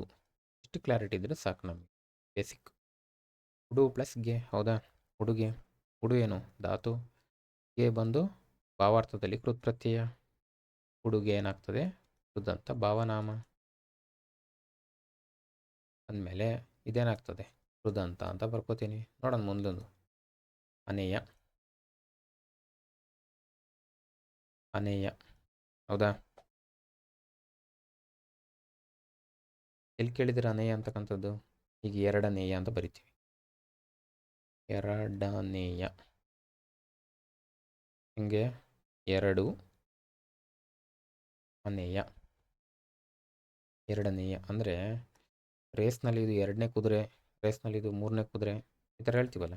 ಎರಡನೇಯ ಅಂದರೆ ಈ ಸಂಖ್ಯಾವಾಚಕಗಳು ಯಾವುದು? 2, 1, 3 ಯಾವುದರಿಂದ ಎಂಡ್ ಆಗ್ತಾ ಇದ್ದಾವೆ? ಉಕಾರ ಅಂತ. ಹೌದಾ? ಅಂದರೆ ಉಕಾರ ಅಂತ ಸಂಖ್ಯಾವಾಚಕಗಳ ಜೊತೆಲಿ ಅಥವಾ ಅಷ್ಟು ಇಷ್ಟು ಎಷ್ಟು ಅಂತ ಎಲ್ಲ ಬರ್ತವೆ. ಇವುಗಳ ಮೇಲೆ ಸೇರ್ತಕ್ಕಂಥ ಪ್ರತ್ಯಯ ಇದು ಯಾವುದು? ಅನೇಯ ಅಂತಕ್ಕಂಥದ್ದು. ಎಕ್ಸಾಂಪಲ್ ಎರಡನೇಯ, ಮೂರನೇಯ ಅಥವಾ ಅಷ್ಟನೇಯ. ಹೌದಾ? ಎಷ್ಟನೇಯ ಇವೆಲ್ಲ ಬಳಸ್ತೀವಲ್ಲ. ಸೊ ಇಲ್ಲಿ ಬರ್ತಕ್ಕಂಥದ್ದು ಇದು ಕೂಡ ಏನು? ತದ್ದಿತ ಪ್ರತ್ಯಯ ಅಂದಮೇಲೆ ಇದು ಕೂಡ ತದ್ದಿತ ಆಗ್ತದೆ. ಅಂದಮೇಲೆ ನಮಗೆ ಸಿಕ್ಕಿದ್ದು ಯಾವುದು? ಗುಂಪಿಗೆ ಯಾವುದು ಸೇರ್ತಾ ಇಲ್ಲ? ಇದು ಸೇರ್ತಾ ಇಲ್ಲ. ಕ್ಲಿಯರ್ ಆಯ್ತಾ?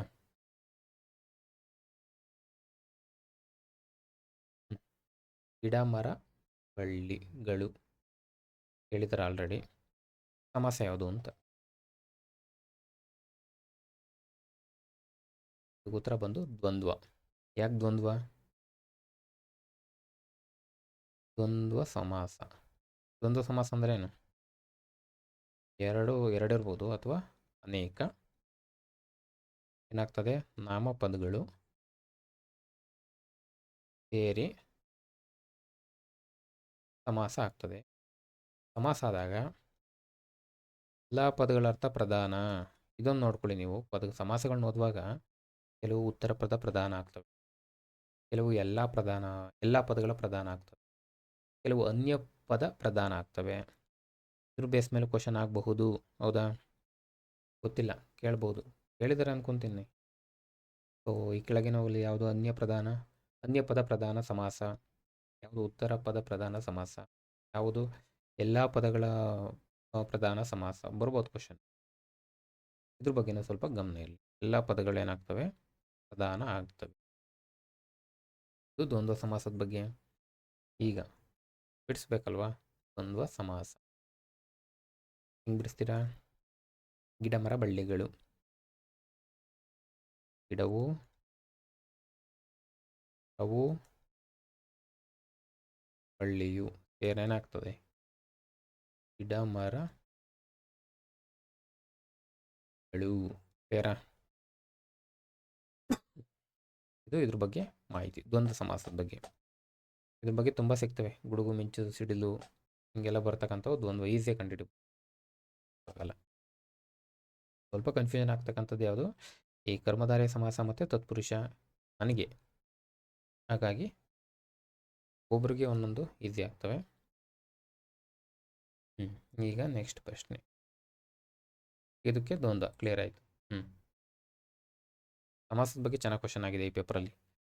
ಈ ಪ್ರಶ್ನೆಗಳು ಸಾಲ್ವ್ ಮಾಡಿಬಿಟ್ರೆ ನಮಗೆ ಒಂದೊಂದೇ ಸಮಾಸ ನಮಗೇನು ರಿವಿಷನ್ ಕೂಡ ಆಗ್ತದೆ, ನೆನಪು ಕೂಡ ಉಳಿತದೆ. ಈಗ ಪೂರ್ವ ಪದವು ಸರ್ವನಾಮ ಕೃದಂತವಾಗಿದ್ದು ಉತ್ತರದ ನಾಮಪದದ ಜೊತೆಗೆ ಸೇರಿ ಆಗುವ ಸಮಾಸ ಯಾವುದು? ಅಂದ್ರೇನು? ಒಂದು ಸಮಾಸದ ಡೆಫಿನೇಷನ್ನು ಇಲ್ಲಿ ಪ್ರಶ್ನೆಯಾಗಿದೆ. ಹೌದಾ? ಸಮಾಸದ್ದು ಡೆಫಿನೇಷನನ್ನೇ ಇಲ್ಲಿ ಪ್ರಶ್ನೆ ಮಾಡಿದ್ದಾರೆ. ಅದ್ಯಾವುದು? ನಾವೀಗಷ್ಟೇ ನೋಡಿದ್ವಿ ದ್ವಂದ್ವ. ಹೌದಾ? ಅಂದ್ರೇನು? ದ್ವಂದ್ವದಲ್ಲಿ ಎರಡು ಅಥವಾ ಅನೇಕ ನಾಮಪದಗಳು ಸೇರಿ ಆಗ್ತಕ್ಕಂಥದ್ದು. ಇಲ್ಲೇನು ಹೇಳ್ತಿದ್ದಾರೆ? ಸರ್ವನಾಮ ಕೃದಂತ ಅಂದಮೇಲೆ ಇದನ್ನು ತೆಗಿಬೋದು. ಕರ್ಮಧಾರೆಯ ತತ್ಪುರುಷ ಇದನ್ನು ತೆಗಿಬೋದು, ಬಟ್ ಇದಕ್ಕೆ ಉತ್ತರ ಏನು ಗಮಕ. ಯಾಕಂದರೆ ಕರ್ಮಧಾರೆಯ ತತ್ಪುರುಷ ನೋಡ್ಕೊಂಡೇ ಬಂದಿರ್ತೀವಿ. ಗಮಕ ಯೂಶಲಿ ಏನು ಗಮಕ ಸಮಾಸ.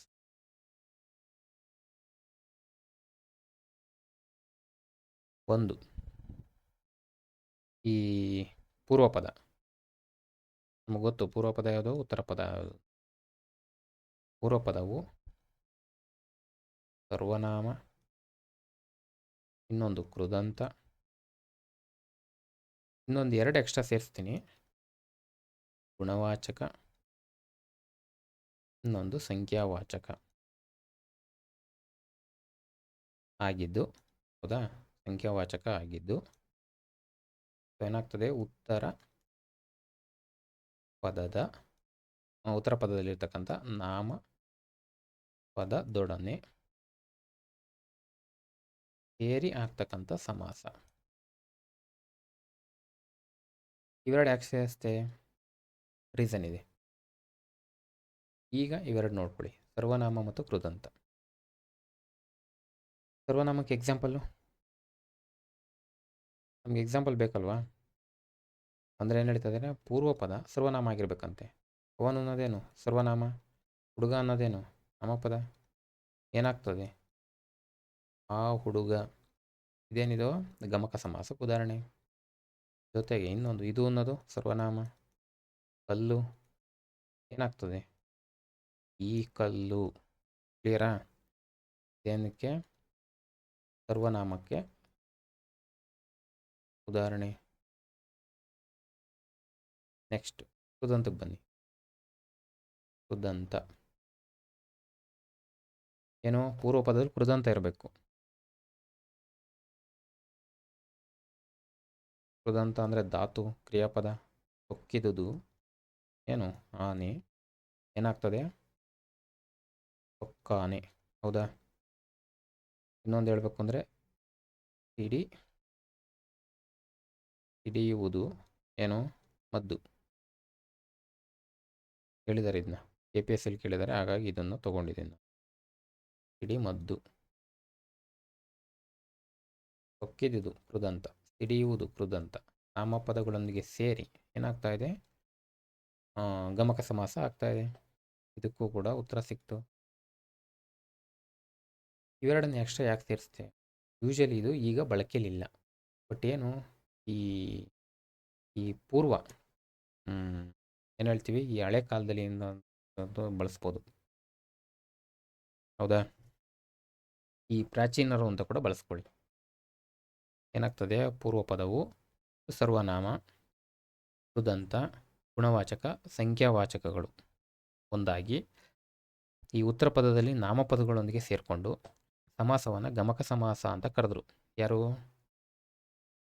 ಈ ಪ್ರಾಚೀನ ವ್ಯಾಕರಣಶಾಸ್ತ್ರಜ್ಞರು ಅಥವಾ ಏನಾದರೂ ಅಂದ್ಕೊಳ್ಳಿ, ಪ್ರಾಚೀನರು ಇದನ್ನು ಕರೆದ್ರು. ಬಟ್ ಏನು ಮಾಡ್ತಾರೆ, ಹೊಸಗನ್ನಡಕ್ಕೆ ಬಂದಾಗ ಇವೆರಡನ್ನು ಬಿಟ್ಬಿಡ್ತಾರೆ. ಗಮಕ ಸಮಾಸದಿಂದ ಹೊಸಗನ್ನಡ. ಈ ಹೊಸಗನ್ನಡದಲ್ಲಿ ಈ ಪೂರ್ವಪದ ಗುಣವಾಚಕ ಅಥವಾ ಗುಣವಚನ ಆಗಿತ್ತು. ಏನಂದ್ರು, ಕರ್ಮಧಾರೆಯ ಸಮಾಸ. ಅದೇ ಥರ ಪೂರ್ವಪದ ಸಂಖ್ಯಾವಾಚಕ ಆಗಿದ್ದರೆ, ಇನ್ನೂ ತಗೊಂಡಿಲ್ಲ, ಏನಾಗ್ತದೆ, ದ್ವಿಗು ಸಮಾಸ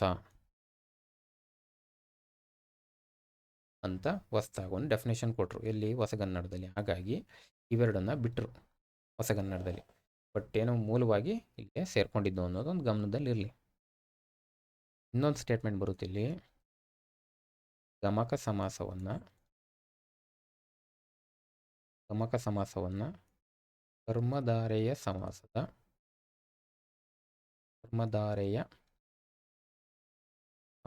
ಒಂದು ಭೇದ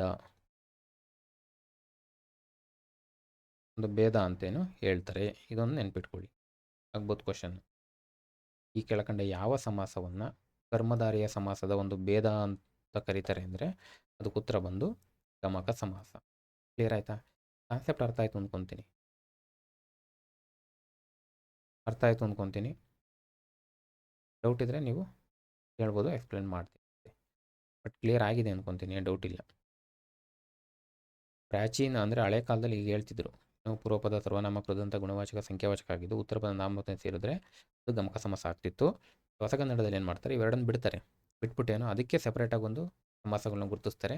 ಹಾಗಾಗಿ ಇವೆರಡನ್ನ ಬಿಟ್ಟಿದ್ದೀವಿ ಅನ್ನೋದಷ್ಟೇ ಇದು ಕಾನ್ಸೆಪ್ಟ್. ನೋಡಿ, ಇಲ್ಲೇ ಬಂತು ಮತ್ತೆ ಉತ್ತರ. ಸಂಖ್ಯೆಯು ಪೂರ್ವ ಪದವಾಗಿ ಬರುವ ಸಮಾಸ ಯಾವುದು? ಉತ್ತರ ಎಲ್ಲಿದೆ? ಇಲ್ಲೇ ಇದೆ. ಎಕ್ಸ್ಪ್ಲೇನ್ ಮಾಡ್ದು ನೋಡಿ ಅಲ್ಲಿ. ಪೂರ್ವಪದ ಸಂಖ್ಯಾವಾಚಕ ಆಗಿದ್ರೆ ಬಿಗು. ಸಂಖ್ಯೆಯು ಪೂರ್ವಪದವಾಗಿದ್ದರೆ ಬಿಗು. ದ್ವಂದ್ವದ ಬಗ್ಗೆ ಎಕ್ಸ್ಪ್ಲೇನ್ ಮಾಡಿದ್ದೀವಿ. ಏನು, ಎರಡು ಅಥವಾ ಅನೇಕ ನಾಮಪದಗಳು ಸೇರ್ಕೋತವೆ. ಎಲ್ಲ ಪದ ಪ್ರಧಾನ. ಕ್ರಿಯಾ ಸಮಾಸದ ಬಗ್ಗೆ ನೋಡಿಲ್ಲ, ಬಟ್ ಬಹುವ್ರೀಹಿ ಬಗ್ಗೆ ನೋಡಿದ್ದೀವಿ. ಕ್ಲಿಯರ್ ಅಲ್ವಾ? ಯಾವುದು ಹಣೆಗಣ್ಣ ಅಂದ್ರೇನು? ಅನ್ಯ ಪದ ಪ್ರಧಾನ. ಹೌದಾ? ಉತ್ತರ ಪದ ಪೂರ್ವ ಪದ ಎರಡೂ ಇರ್ತವೆ, ಬಟ್ ಅವೆರಡರ ಅರ್ಥ ಮುಖ್ಯ ಆಗಲ್ಲ. ಅನ್ಯ ಪದ ಏನಾಗ್ತದೆ? ಮೂರನೇ ಪದ ಪ್ರಧಾನ ಆಗ್ತದೆ, ಅದು ಬಹುವ್ರೀಹಿ ಸಮಾಸ. ಕ್ರಿಯಾ ಸಮಾಸ ಬಂದಾಗ ನೋಡೋಣ. ಈಗ ಉತ್ತರ ಏನು? ದ್ವಿಗು ಸಮಾಸ. ಕರೆಕ್ಟಾ? ಅಂದ್ರೇನು? ಪೂರ್ವ ಪದ ಸಂಖ್ಯಾವಾಚಕ, ಉತ್ತರ ಪದ ನಾಮಪದ, ಸೇಮ್. ಎಸ್, ಇಲ್ಲಿ ನೋಡಿ ಏನೋ ಸಂಖ್ಯಾವಾಚಕ ಇದು.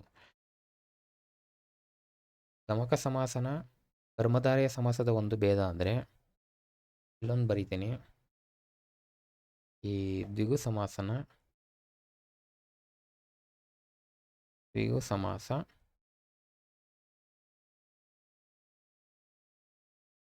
ತತ್ಪುರುಷ ಸಮಾಸದ ಒಂದು ಭೇದ. ಎರಡು ಸ್ಟೇಟ್ಮೆಂಟ್ ಬರೆದಿಟ್ಕೊಂಡು ಸ್ವಲ್ಪ ನೆನಪಲ್ಲಿ ಇಟ್ಕೊಂಡ್ರೆ ಮುಂದಿನ ಪ್ರಶ್ನೆಗಳು ಬಂದಾಗ ಯೂಸ್ ಆಗಬಹುದು. ಗಮಕ ಸಮಾಸ ಕರ್ಮಧಾರಯ ಸಮಾಸದ ಒಂದು ಭೇದ, ದ್ವಿಗು ಸಮಾಸ ತತ್ಪುರುಷ ಸಮಾಸದ ಒಂದು ಭೇದ. ಎಕ್ಸಾಂಪಲ್ ನೋಡ್ಬೋದಾ? ದ್ವಿಗು ಸಮಾಸಕ್ಕೆ ಇಮ್ಮಡಿ, ನಾಲ್ವಡಿ, ಮುಮ್ಮಡಿ ಇವೆಲ್ಲ ಬರ್ತಾವಲ್ಲ, ಇವೆಲ್ಲೇನು ದ್ವಿಗು ಸಮಾಸ. ಹೆಂಗೆ ಬಿಡಿಸ್ತೀರಾ? 2 ಪ್ಲಸ್ ಮಡಿ ಮಡಿ, 3 ಪ್ಲಸ್ ಮಡಿ ಮುಮ್ಮಡಿ, 1 ಪ್ಲಸ್ ಕಣ್ಣು ಏನಾಗ್ತದೆ? ಒಕ್ಕಣ್ಣು. ಅಂದರೆ ಒಂದು ಕಣ್ಣುಳ್ಳವು. ಇದು ಏನು? ಇವೆಲ್ಲ ಏನು ದ್ವಿಗು ಸಮಾಸಕ್ಕೆ ಉದಾಹರಣೆ. ಇಲ್ಲೊಂದು ಚೆನ್ನಾಗಿದೆ ಕಾನ್ಸೆಪ್ಟ್ ಇದು. ಹೊಂದಿಸಿ ಬರೆಯಿರಿ. ಸ್ವಲ್ಪ ಡಿಸ್ಕಷನ್ ಮಾಡ್ತಕ್ಕಂಥವು. ಸಾಮಾನ್ಯವ್ಯಯ, ಅನುಕರಣ ಅವ್ಯಯ, ಸಂಬಂಧ ಅವ್ಯಯ, ಅವಧಾರಣೆ. ಎಕ್ಸಾಂಪಲ್ ಸುಯ್ಯನೆ, ಅದೇ ನನಗೊಂದು ಗೊತ್ತು, ಅವಧಾರಣೆ ಅದೇ. ಯಾಕಂದರೆ ಅವಧಾರಣಾರ್ಥಕ ಅವ್ಯಯದ ಕಾರಕ ಯಾವುದು? ಎ. ಹೌದಾ? ಒಂದು ಸುಯ್ಯನೆ, ಬಾಣ ಸುಯ್ಯನೆ ಹೋಗ್ತು ಅಥವಾ ಹಾವು ಸುಯ್ಯನೆ ಹರ್ಕೊಂಡು ಹೋಗ್ತು ಅಂತ ಹೇಳ್ತೀವಿ. ಏನು ಅನುಕರಣೆ ಮಾಡ್ತಾ ಇದೀವಿ. ಇದಕ್ಕೂ ಡೌಟು ಇಲ್ಲ. ಅಂದಮೇಲೆ ಡಿಗೆ 2 ಇರಬೇಕು. ಎಲ್ಲಿದೆ ಡಿಗೆ 2? ಓಕೆ, ಇದಿಲ್ಲ, ತೆಗಿತೀನಿ. ಒಂದ್ಸರಿ ಕ್ರಾಸ್ ಚೆಕ್ ಮಾಡ್ತೀನಿ. ಬಿಗೆ 1 ಇರಬೇಕು. ಓಕೆ, ಬಿಗೆ 1 ಇಲ್ಲಿದೆ, ಇಲ್ಲೂ ಇದೆ. ಡಿಗೆ 2 ಇಲ್ಲೂ ಇದೆ. ಈಗ ಇಲ್ಲವೇ ಅಥವಾ ಚೆನ್ನಾಗಿ. ಇಲ್ಲವೇ ಅಂತಕ್ಕಂಥದ್ದೇನು? ಸಂಬಂಧ. ಹೀಗೆ 4. ಈಗೇನಿದೆ? 4 ಇದೆ. ಸಾರಿ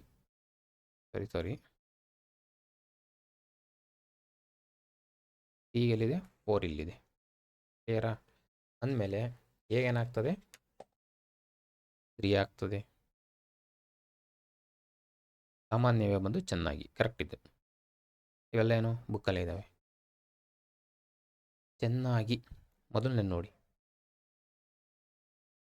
ಚೆನ್ನಾಗಿ ಇದೇನಿದು? ಸಾಮಾನ್ಯ ಅವ್ಯಯ.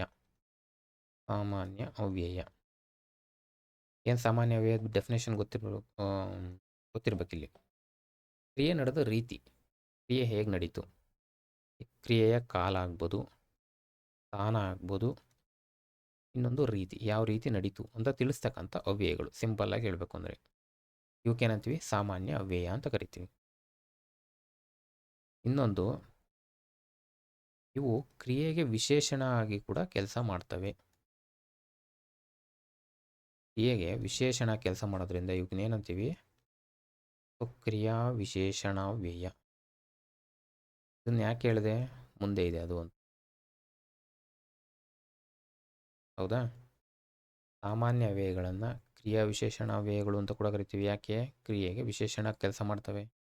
ಸಾಮಾನ್ಯ ವ್ಯಯಗಳು ಕ್ರಿಯೆ ನಡೆದ ರೀತಿ, ಅಂದರೆ ಯಾವ ಕಾಲದಲ್ಲಿ ನಡೀತು, ಸ್ಥಾನ ಮತ್ತು ಯಾವ ರೀತಿ ನಡೀತು ಅಂತ ಹೇಳ್ತಕ್ಕಂಥ ಅವ್ಯಯಗಳು. ಹೌದಾ? ಎಕ್ಸಾಂಪಲ್ ತಗೊಳ್ಳಿ. ಅವನು ಚೆನ್ನಾಗಿ ನಿದ್ರಿಸಿದನು. ಹೌದಾ? ಚೆನ್ನಾಗಿ ಅಂತಕ್ಕಂಥದ್ದೇನು? ಸಾಮಾನ್ಯ ಅವ್ಯಯ. ಕ್ರಿಯೆ ನಡೆದ ರೀತಿನೇ ಹೇಳ್ತಾ ಇದೆ. ಹೇಗೆ ನಡೀತು? ಚೆನ್ನಾಗಿ ನಡೀತು. ಹೌದಾ? ನೆಕ್ಸ್ಟ್, ಸುಯ್ಯನೆ. ಸುಯ್ಯನೆ, ಇಲ್ಲಿ ಬನ್ನಿ. ಏನಾಯ್ತು ಇಲ್ಲಿ? ಸುಯ್ಯನೆ ಯಾವುದು ಕೇಳಿದೀವಿ? ಅನುಕರಣ ವ್ಯಯ. ಹೌದಾ? ಅನುಕರಣ ವ್ಯಯ ಅಂದ್ರೇನು? ಅನುಕರಣೆ ಮಾಡೋದು. ಯಾವುದೋ ಒಂದು ಕ್ರಿಯೆ ಅಥವಾ ಧ್ವನಿ ವಿಶೇಷಣನ ನಾವು ಅದು ಯಾವ ರೀತಿ ನಡೀತು ಅಂತ ಅನುಕರಣೆ ಮಾಡಿ ಹೇಳ್ತಕ್ಕಂಥದ್ದು. ಇದು ಅರ್ಥ ಆಯಿತು ಅಂದ್ಕೊಂತೀವಿ. ಅನುಕರಣವೇ ಈಸಿ ಇದೆ. ಒಂದು ಕ್ರಿಯೆನ ನಾವು ಎಕ್ಸ್ಪ್ಲೈನ್ ಮಾಡಬೇಕು ಬೇರೆಯವರಿಗೆ. ಎಕ್ಸ್ಪ್ಲೈನ್ ಮಾಡುವಾಗ ಕ್ರಿಯೆ ಹೇಗೆ ನಡೀತು, ಏನು ಮಳೆ ಟಪಟ ಅಂತ ಬಂತು, ಹೌದಾ, ಅವು ಸರಸರನೆ ಹರಿತು, ಇವೆಲ್ಲ ಏನು? ಅನುಕರಣ ವ್ಯಯಗಳು. ಅದೇ ಥರ ಸುಯ್ಯನೆ ಕೂಡ ಅನುಕರಣ ವ್ಯಯ. ನೆಕ್ಸ್ಟು, ಇಲ್ಲವೇ. ಇದೇನಿದು? ಸಂಬಂಧ ಸೂಚಿಸ್ತಾ ಇದ್ದೀವಿ. ಎರಡು ವಾಕ್ಯಗಳ ನಡುವೆ ಸಂಬಂಧ ಸೂಚಿಸ್ತಕ್ಕೆ ಈ ಪದಗಳನ್ನ ಬಳಸ್ತೀವಿ. ಹಾಗಾಗಿ ಇವೇನಾಗ್ತವೆ? ಸಂಬಂಧಕ ಅವ್ಯಯಗಳು ಆಗ್ತವೆ. ಎರಡು ಪದ ಆಗ್ಬೋದು, ಎರಡು ವಾಕ್ಯ ಆಗ್ಬೋದು, ಅಥವಾ ಹಲವಾರು ಪದಗುಂಚಗಳಾಗ್ಬೋದು. ಇವುಗಳನ್ನ ಜೋಡಿಸ್ತಕ್ಕಂಥ ಪದಗಳು. ಇದಕ್ಕೊಂದು ವಾಕ್ಯ ಮಾಡ್ಕೊಳ್ಳಿ. ಇದು ಇಲ್ಲವೇ ಅದು. ಒಂದು ಸ್ಟೇಟ್ಮೆಂಟ್ ಬರುತ್ತೆ, ಇಲ್ಲೊಂದು ಸ್ಟೇಟ್ಮೆಂಟ್ ಸೇರಿಸುವಾಗ ಮಧ್ಯದಲ್ಲಿ ಇಲ್ಲವೇ ಅಂತ ಸೇರ್ತಕ್ಕಂಥದ್ದು. ನೆಕ್ಸ್ಟ್, ಅದೇ. ಇಲ್ಲಿ ಬನ್ನಿ. ಇದು ಪ್ರಶ್ನೆ ಆಗಿದೆ. ಎಲ್ಲಾಗಿದೆ? ಇದು ಏಕಾರಕ ಯಾವ ಒಂದು ಅವ್ಯಯದ ಸಂಬಂಧಪಡುತ್ತೆ ಅಂತ ಪ್ರಶ್ನೆ ಆಗಿದೆ. ಹಾಗಾಗಿ ಇದನ್ನು ಇಲ್ಲಿ ಬರೆದಿದ್ದೀನಿ. ಅದೇ ಅಂದರೆ ಅದೇ ನನ್ನ ಪುಸ್ತಕ ಹೇಳ್ತೀವಲ್ಲ, ಅಂದ್ರೇನು? ನಿಶ್ಚಯಿಸಿ, ಎಕ್ಸಾಕ್ಟಾಗಿ ಹೇಳ್ತಕ್ಕಂಥದ್ದು. ನಿಶ್ಚಯಿಸಿ ಹೇಳ್ತಕ್ಕಂಥದ್ದು. ಡೌಟೇ ಇಲ್ಲ. ನಿಶ್ಚಯಿಸಿ ಹೇಳ್ತಕ್ಕಂಥದ್ದು, ನಿಶ್ಚಯಾರ್ಥದಲ್ಲಿ ಹೇಳ್ತಕ್ಕಂಥದ್ದು. ಅದೇ ನನ್ನ ಪುಸ್ತಕ, ನಾನೇ ಅದನ್ನು ಬರೆದಿದ್ದು, ಇವೆಲ್ಲ ಏನೋ ಅವಧಾರಣಾರ್ಥಕ ಅವ್ಯಯ. ಕ್ಲಿಯರ್ ಆಯಿತು ಅಂದ್ಕೊಂತೀನಿ. ಈಸಿ ಇದೆ ಎಲ್ಲ. ಏನೋ ಎಕ್ಸಾಂಪಲ್ಲು ಸಾಲ್ವ್ ಮಾಡ್ತಕ್ಕಂಥದ್ದೇ. ಮತ್ತೆ ಇಲ್ಲಲ್ಲೇ ರಿಪೀಟ್ ಆಗ್ತಾ ಇದೆ, ಹಾಗಾಗಿ ಸ್ವಲ್ಪ ಬೇಗ ತೊಗೊಂಡಿದ್ದೇನೆ ಅದನ್ನ. ಇಲ್ಲಿ ನೀಟಾಗಿ ನೋಡಿ. ಹೇಳಿಕೆ 1, ಹೇಳಿಕೆ 2 ಕೊಟ್ಟಿದ್ದಾರೆ. ಸರಿಯಾದ ಉತ್ತರ ಕಂಡುಹಿಡಿಯಬೇಕು. ಕ್ರಿಯೆಯ ಕಾಲ, ಸ್ಥಾನ, ರೀತಿ ಮೊದಲಾದವುಗಳನ್ನು ತಿಳಿಸುವ ಅವ್ಯಯಗಳಿಗೆ ಸಾಮಾನ್ಯ ವ್ಯಯ. ಇವು ಕ್ರಿಯಾಪದಕ್ಕೆ ವಿಶೇಷಣಗಳಾಗಿರುವುದರಿಂದ ಕ್ರಿಯೆ ವಿಶೇಷಣ ಅವ್ಯಯ ಅಂತ ಕೂಡ ಕರಿತೀವಿ. ಯಾವುದ್ರ ಬಗ್ಗೆ ಕ್ವಶನ್ ಆಗಿದೆ? ಸಾಮಾನ್ಯ ಅವ್ಯಯದ ಬಗ್ಗೆ ಕ್ವಶನ್ ಆಗಿದೆ. ಇನ್ನೊಂದು, ಸಾಮಾನ್ಯ ಅವ್ಯಯಗಳನ್ನ ಕ್ರಿಯಾ ವಿಶೇಷಣ ಅವ್ಯಯ ಅಂತ ಕರಿತೀವಿ. ಇವೆರಡು ಸ್ಟೇಟ್ಮೆಂಟ್, ಇವೆರಡು ಮಾಹಿತಿನ ಇವೆರಡು ಸ್ಟೇಟ್ಮೆಂಟಲ್ಲಿ ಹೇಳಿದ್ದಾರೆ. ಇಲ್ಲೂ ಕೂಡ ನೋಡಿದ್ದೀವಿ. ಇಲ್ಲಿ ಸಾಮಾನ್ಯ ಅವ್ಯಯಗಳು ನೋಡುವಾಗ ಕ್ರಿಯೆಯ ಕಾಲ, ಸ್ಥಾನ, ರೀತಿಯನ್ನು ತಿಳಿಸ್ತಕ್ಕಂಥ ಅವ್ಯಯಗಳು. ಇವು ಕ್ರಿಯೆಗೆ ವಿಶೇಷಣ ಆಗಿರುವುದನ್ನು ಕ್ರಿಯಾ ವಿಶೇಷಣ ಆಗಿರ್ತವೆ. 10ನೇ ಸ್ಟೇಟ್ಮೆಂಟು ಇಲ್ಲಿ ಹೇಳಿದ್ದಾರೆ ಅಂದಮೇಲೆ ಎರಡೂ ಸ್ಟೇಟ್ಮೆಂಟ್ ಕರೆಕ್ಟು. ಎರಡು ಸ್ಟೇಟ್ಮೆಂಟ್ ಕರೆಕ್ಟು ಅಂದಮೇಲೆ ಯಾವುದಾಗ್ತದೆ? ತಪ್ಪರಲ್ಲ, ಒಂದು ಮಾತ್ರ. ಎರಡೂ ಕರೆಕ್ಟು. ಇದು ಕರೆಕ್ಟ್ ಉತ್ತರ. ಹೌದಾ? ನೋಡೋಣ. ಏನು ಹೇಳಿದ್ದಾನೆ? ಕ್ರಿಯೆಯ ಕಾಲ ಅಂತ ಹೇಳಿದ್ದಾನೆ. ಹೆಂಗೆ ಎಕ್ಸ್ಪ್ಲೇನ್ ಮಾಡೋಕ್ಕಿಲ್ಲಿ? ಒಂದು ಎಕ್ಸಾಂಪಲ್ ಕೊಡ್ತೀನಿ. ಆ ಸುದ್ದಿ ಕೇಳಿ, ಯಾವುದೋ ಒಂದು ಸುದ್ದಿ, ಆ ಸುದ್ದಿ ಕೇಳಿ ನಾನು ಊರಿಗೆ ಕೂಡಲೇ ಹೊಸದೆ ಅಥವಾ ಹಿಂದಿರುಗಿದೆ. ಹೌದಾ? ಇಲ್ಲಿ ಕೂಡಲೇ ಅಂತಕ್ಕಂಥದ್ದೇನು? ಸಾಮಾನ್ಯ ವ್ಯಯ. ಇಲ್ಲೇನು ತಿಳಿಸ್ತಾ ಇದೆ? ಕ್ರಿಯೆ ನಡೆದ ಕಾಲ. ಯಾವಾಗ? ಇಮ್ಮಿಡಿಯೇಟಾಗಿ ಬಂದೆ ಅಂತ. ಅಂದರೆ ಕ್ರಿಯೆಯ ಕಾಲ ಸೂಚಿಸ್ತಾ ಇದೆ ಇಲ್ಲಿ. ಎಕ್ಸಾಂಪಲ್ ಹೇಳ್ಬೋದಾ? ಇನ್ನು ಈ ಕ್ರಿಯೆ ನಡೆದ ಕಾಲ ತಿಳಿಸ್ತಕ್ಕಂಥ ಸಾಮಾನ್ಯ ವ್ಯಯಗಳು ಬಂದು ಬಳಿಕ, ತರುವಾಯ, ಒಡನೆ, ಹೌದಾ, ಅನಂತರ, ಇವೆಲ್ಲ ಏನು? ಸಾಮಾನ್ಯ ವ್ಯಯಗಳು. ಯಾವ ಸಾಮಾನ್ಯ ವ್ಯಯ? ಕ್ರಿಯೆಯ ಕಾಲ ಸೂಚಿಸ್ತಕ್ಕಂಥ ಸಾಮಾನ್ಯ ವ್ಯಯ. ಕ್ಲಿಯರ್ ಆಯಿತು ಅಂದ್ಕೊತೀನಿ. ನೆಕ್ಸ್ಟ್ ಇನ್ನೊಂದು ಹೇಳಿದ್ದಾನೆ, ಸ್ಥಾನ. ನೋಡೋಣ ಸ್ಥಾನ ಯಾವ ಥರ ಸೂಚಿಸ್ತವೆ? ಎಕ್ಸಾಂಪಲ್ ತಗೊಳ್ಳಿ. ಸೊ ಬಂಡೆ ಮೇಲೆ ನಿಂತು ಯಾವ ಕಡೆ ಎತ್ತ ನೋಡಿದರೂ ನನಗೆ ಹಸು ಕಾಣಲಿಲ್ಲ. ಹೌದಾ? ಇಲ್ಲೇನಿದು? ಎತ್ತ ಅಂತಕ್ಕಂಥದ್ದೇನು? ಸ್ಥಾನವನ್ನು ಸೂಚಿಸ್ತಕ್ಕಂಥ ಸಾಮಾನ್ಯವೇ. ಹೌದಾ? ಎಕ್ಸಾಂಪಲ್ ಇನ್ನೂ ನೋಡ್ಬೋದಾ? ಅತ್ತ ಇತ್ತ ಸುತ್ತ ಇವೆಲ್ಲ ಬಳಸ್ತೀವಲ್ಲ, ಅತ್ತ ಇತ್ತ ಎತ್ತ ಸುತ್ತ, ಇವೆಲ್ಲ ಏನು ಆ ಸ್ಥಾನವನ್ನು ಸೂಚಿಸ್ತಕ್ಕಂಥ ಸಾಮಾನ್ಯ ಅವ್ಯಯಗಳು. ಹೌದಾ? ಎತ್ತ ಅಂದರೆ ಯಾವ ಕಡೆಗೂ, ಅಂದರೆ ಈ ಸ್ಥಾನ, ಪ್ಲೇಸು, ಡೈರೆಕ್ಷನ್ಸ್ ಸೂಚಿಸ್ತಕ್ಕಂಥವು. ನೆಕ್ಸ್ಟು ರೀತಿ, ಇಲ್ಲಿ ಹೇಳಿದ್ದಾನೆ ನೋಡಿ, ರೀತಿ. ಎಕ್ಸಾಂಪಲು, ಕಬ್ಬಿಣವನ್ನು ಕೆಂಪಗೆ ಕಾಯಿಸಿ ನೀರಿನಲ್ಲಿ ಅದ್ದಿದರೆ ಏನಾಗ್ತದೆ?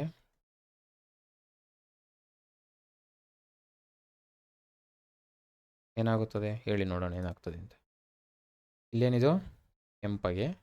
ಇನ್ನೊಂದು ನೀರಿನಲ್ಲಿ ಕಾಯಿಸಿ ತಟ್ಟನೆ, ಸುಮ್ಮನೆ ಅದ್ದಿದ್ರಲ್ಲ, ಕಾಯಿಸಿ ಇಮ್ಮಿಡಿಯೇಟಾಗಿ ತಟ್ಟನೆ ನೀರಿನಲ್ಲಿ ಅದ್ದಿದ್ರೆ ಏನಾಗ್ತದೆ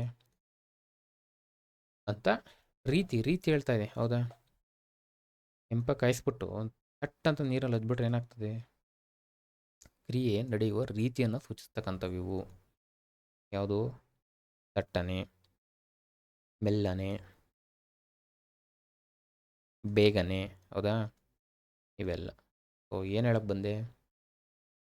ಈ ಒಂದು ಸ್ಟೇಟ್ಮೆಂಟಲ್ಲಿ ಹೇಳಿದ್ರಲ್ವಾ, ಕ್ರಿಯೆಯ ಕಾಲ ಸೂಚಿಸ್ತಾ ಇದೆ, ಕ್ರಿಯೆಯ ಸ್ಥಾನ ಸೂಚಿಸ್ತಾ ಇದೆ, ರೀತಿಯನ್ನು ಸೂಚಿಸ್ತಕ್ಕಂಥ ಅವ್ಯಯಗಳು ಸಾಮಾನ್ಯ ಅವ್ಯಯಗಳು. ಹೌದು. ಹೌದಾ? ಎಕ್ಸ್ಪ್ಲೈನ್ ಸರಿ, ಏನು ಉದಾಹರಣೆ ಸಮೇತ ನಾವು ತಗೊಂಡಿದ್ದೀವಿ. ಇವು ಕ್ರಿಯೆಯ ವಿಶೇಷಣಗಳಾಗಿರುವುದರಿಂದ ಕ್ರಿಯೆ ವಿಶೇಷಣ ಅವ್ಯಯ. ಕರೆಕ್ಟ್ ಅಲ್ವಾ? ಹಿಂದಿರುಗಿದೆ, ಕೂಡಲೇ ಹಿಂದಿರುಗಿದೆ, ನೋಡಿದರು, ಕ್ರಿಯೆ. ಎತ್ತ ನೋಡಿದರು, ನೀರಲ್ಲಿ ಮುಳುಗಿಸ್ತಕ್ಕಂಥದ್ದು, ತಟ್ಟನೆ. ಅಂದರೆ ಕ್ರಿಯೆ ನಡೀತಕ್ಕಂಥ ಕ್ರಿಯೆಗೆ ವಿಶೇಷಣ ಕೂಡ ಕೆಲಸಗಳನ್ನ ಇವು ಮಾಡ್ತವೆ. ಹಾಗಾಗಿ ಇವನ್ನೇನಂತೀವಿ? ಕ್ರಿಯಾ ವಿಶೇಷಣ ಅವ್ಯಯ ಅಂತ ಕರಿತೀವಿ. ಕ್ಲಿಯರ್ ಆಯಿತು ಅಂದ್ಕೊಂತೀನಿ. ಇನ್ನೊಂದು ಕ್ವಶನ್ ನೋಡಿ ಮುಗಿಸೋಣ. ಬ್ಯಾಡ್ವೇ ಬ್ಯಾಡ, ನನಗೆ ನಾಚಿಕೆಯಾಗುತ್ತೆ. ಇದು ಸರಿಯಾದ ಗ್ರಾಂಥಿಕ ರೂಪ. ಇದು ಬಗ್ಗೆ ಕ್ವಶನ್ ಆಗ್ತಾ ಇದೆ. ಹೌದಾ? ಒಂದೇನು ಆಡು ಭಾಷೆ ಅಂತೀವಿ, ಇನ್ನೊಂದು ಗ್ರಾಂಥಿಕ ಭಾಷೆ ಅಂತೀವಿ. ಇಲ್ಲಿ ಕೊಟ್ಟಿರೋದು ಯಾವುದು? ಇದು ಆಡು ಭಾಷೆ. ನಾವೇನು ಮಾಡಬೇಕು? ಗ್ರಾಂಥಿಕ ಭಾಷೆ ಕನ್ವರ್ಟ್ ಮಾಡಬೇಕು. ಗ್ರಾಂಥಿಕ ಭಾಷೆ ಅಂದರೆ ಏನು? ಹೆಸರಲ್ಲೇ ಇದೆ, ಗ್ರಂಥಗಳ ರಚನೆಯಲ್ಲಿ ಬಳಸ್ತಕ್ಕಂಥದ್ದು. ಗ್ರಂಥಗಳ ರಚನೆಗೆ ಬಳಸ್ತಕ್ಕಂಥ ಭಾಷೆ, ಉಪಯೋಗಿಸುವ ಭಾಷೆ. ಆಡು ಭಾಷೆ ಅಂದ್ರೇನು? ನಾವು ಗ್ರಂಥಸ್ಥವಲ್ಲದ ಭಾಷೆ ಅಂತೀವಿ ಇದನ್ನು. ಗ್ರಂಥಸ್ಥವಲ್ಲದ ಭಾಷೆ ಅಥವಾ ಜನಬಳಕೆ ಭಾಷೆ ಅಥವಾ ವ್ಯವಹಾರದಲ್ಲಿರ್ತಕ್ಕಂಥ ಭಾಷೆ, ಇವೆಲ್ಲ ಏನು ಆಡು ಭಾಷೆಗೆ ಬೆಳೆಯತಕ್ಕಂಥದ್ದು. ಇದು ಸಿಂಪಲ್ಲು, ಇದೇನು ಎಕ್ಸ್ಪ್ಲೇನ್ ಮಾಡೋವಂಥ ಕಾನ್ಸೆಪ್ಟ್ ಅಲ್ಲ. ಬ್ಯಾಡ್ವೇ ಬೇಡ, ಬೇಡವೇ ಬೇಡ, ನನಗೆ ನಾಚಿಕೆಯಾಗುತ್ತೆ ಅಂದರೆ ನಾಚಿಕೆಯಾಗುತ್ತದೆ. ಬ್ಯಾಡ್ವೇ ಬೇಡವೇ, ಬೇಡ ಬೇಡ. ಕ್ಲಿಯರ್ ಅಲ್ವಾ? ಬೇಡ ಬೇಡ ಅಂತ ಬರಲ್ಲ, ಬೇಡ ನನಗೆ ಅಂತಲೇ ಬರಲ್ಲ. ಇಲ್ಲಿ ಹೋಗುತ್ತಿದ್ದು ಬೇಡವೇ ಬೇಡ, ನನಗೆ ನಾಚಿಕೆಯಾಗುತ್ತೆ. ಬೇಡವೇ ಸೇಮ್ ಇದೆ. ಬೇಡವೇ ಬೇಡ, ನನಗೆ ನಾಚಿಕೆಯಾಗುತ್ತೆ ಅಲ್ಲ. ಓಕೆ, ಇಲ್ಲಿ ಹೊಡಿತಾ ಇದೆ, ಯಾಗುತ್ತದೆ. ಸೊ ಹಾಗಾಗಿ ಇದು ಕ್ಲಿಯರ್ ಆಯಿತಾ? ಸೊ ಇವತ್ತಿಷ್ಟು ಒಟ್ಟು 20 ಪ್ರಶ್ನೆ ಸಾಲ್ವ್ ಮಾಡಿದ್ದೀವಿ. ಹೆಚ್ಚು ಕಡಿಮೆ ಈಗೊಂದು ವಾರ ಅಥವಾ ಒಂದು 10 ದಿನದ ಹಿಂದೆ ನಡೆದಿರೋ ಪೇಪರ್ ಇದು. ಹಾಗಾಗಿ ತೊಗೊಂಡು ಸ್ವಲ್ಪ ಪ್ರಶ್ನೆ ತಿರುಗಿ ಸಿಗೋದು ಸ್ವಲ್ಪ ಡಿಲೇ ಆಯಿತು. ಹೌದಾ?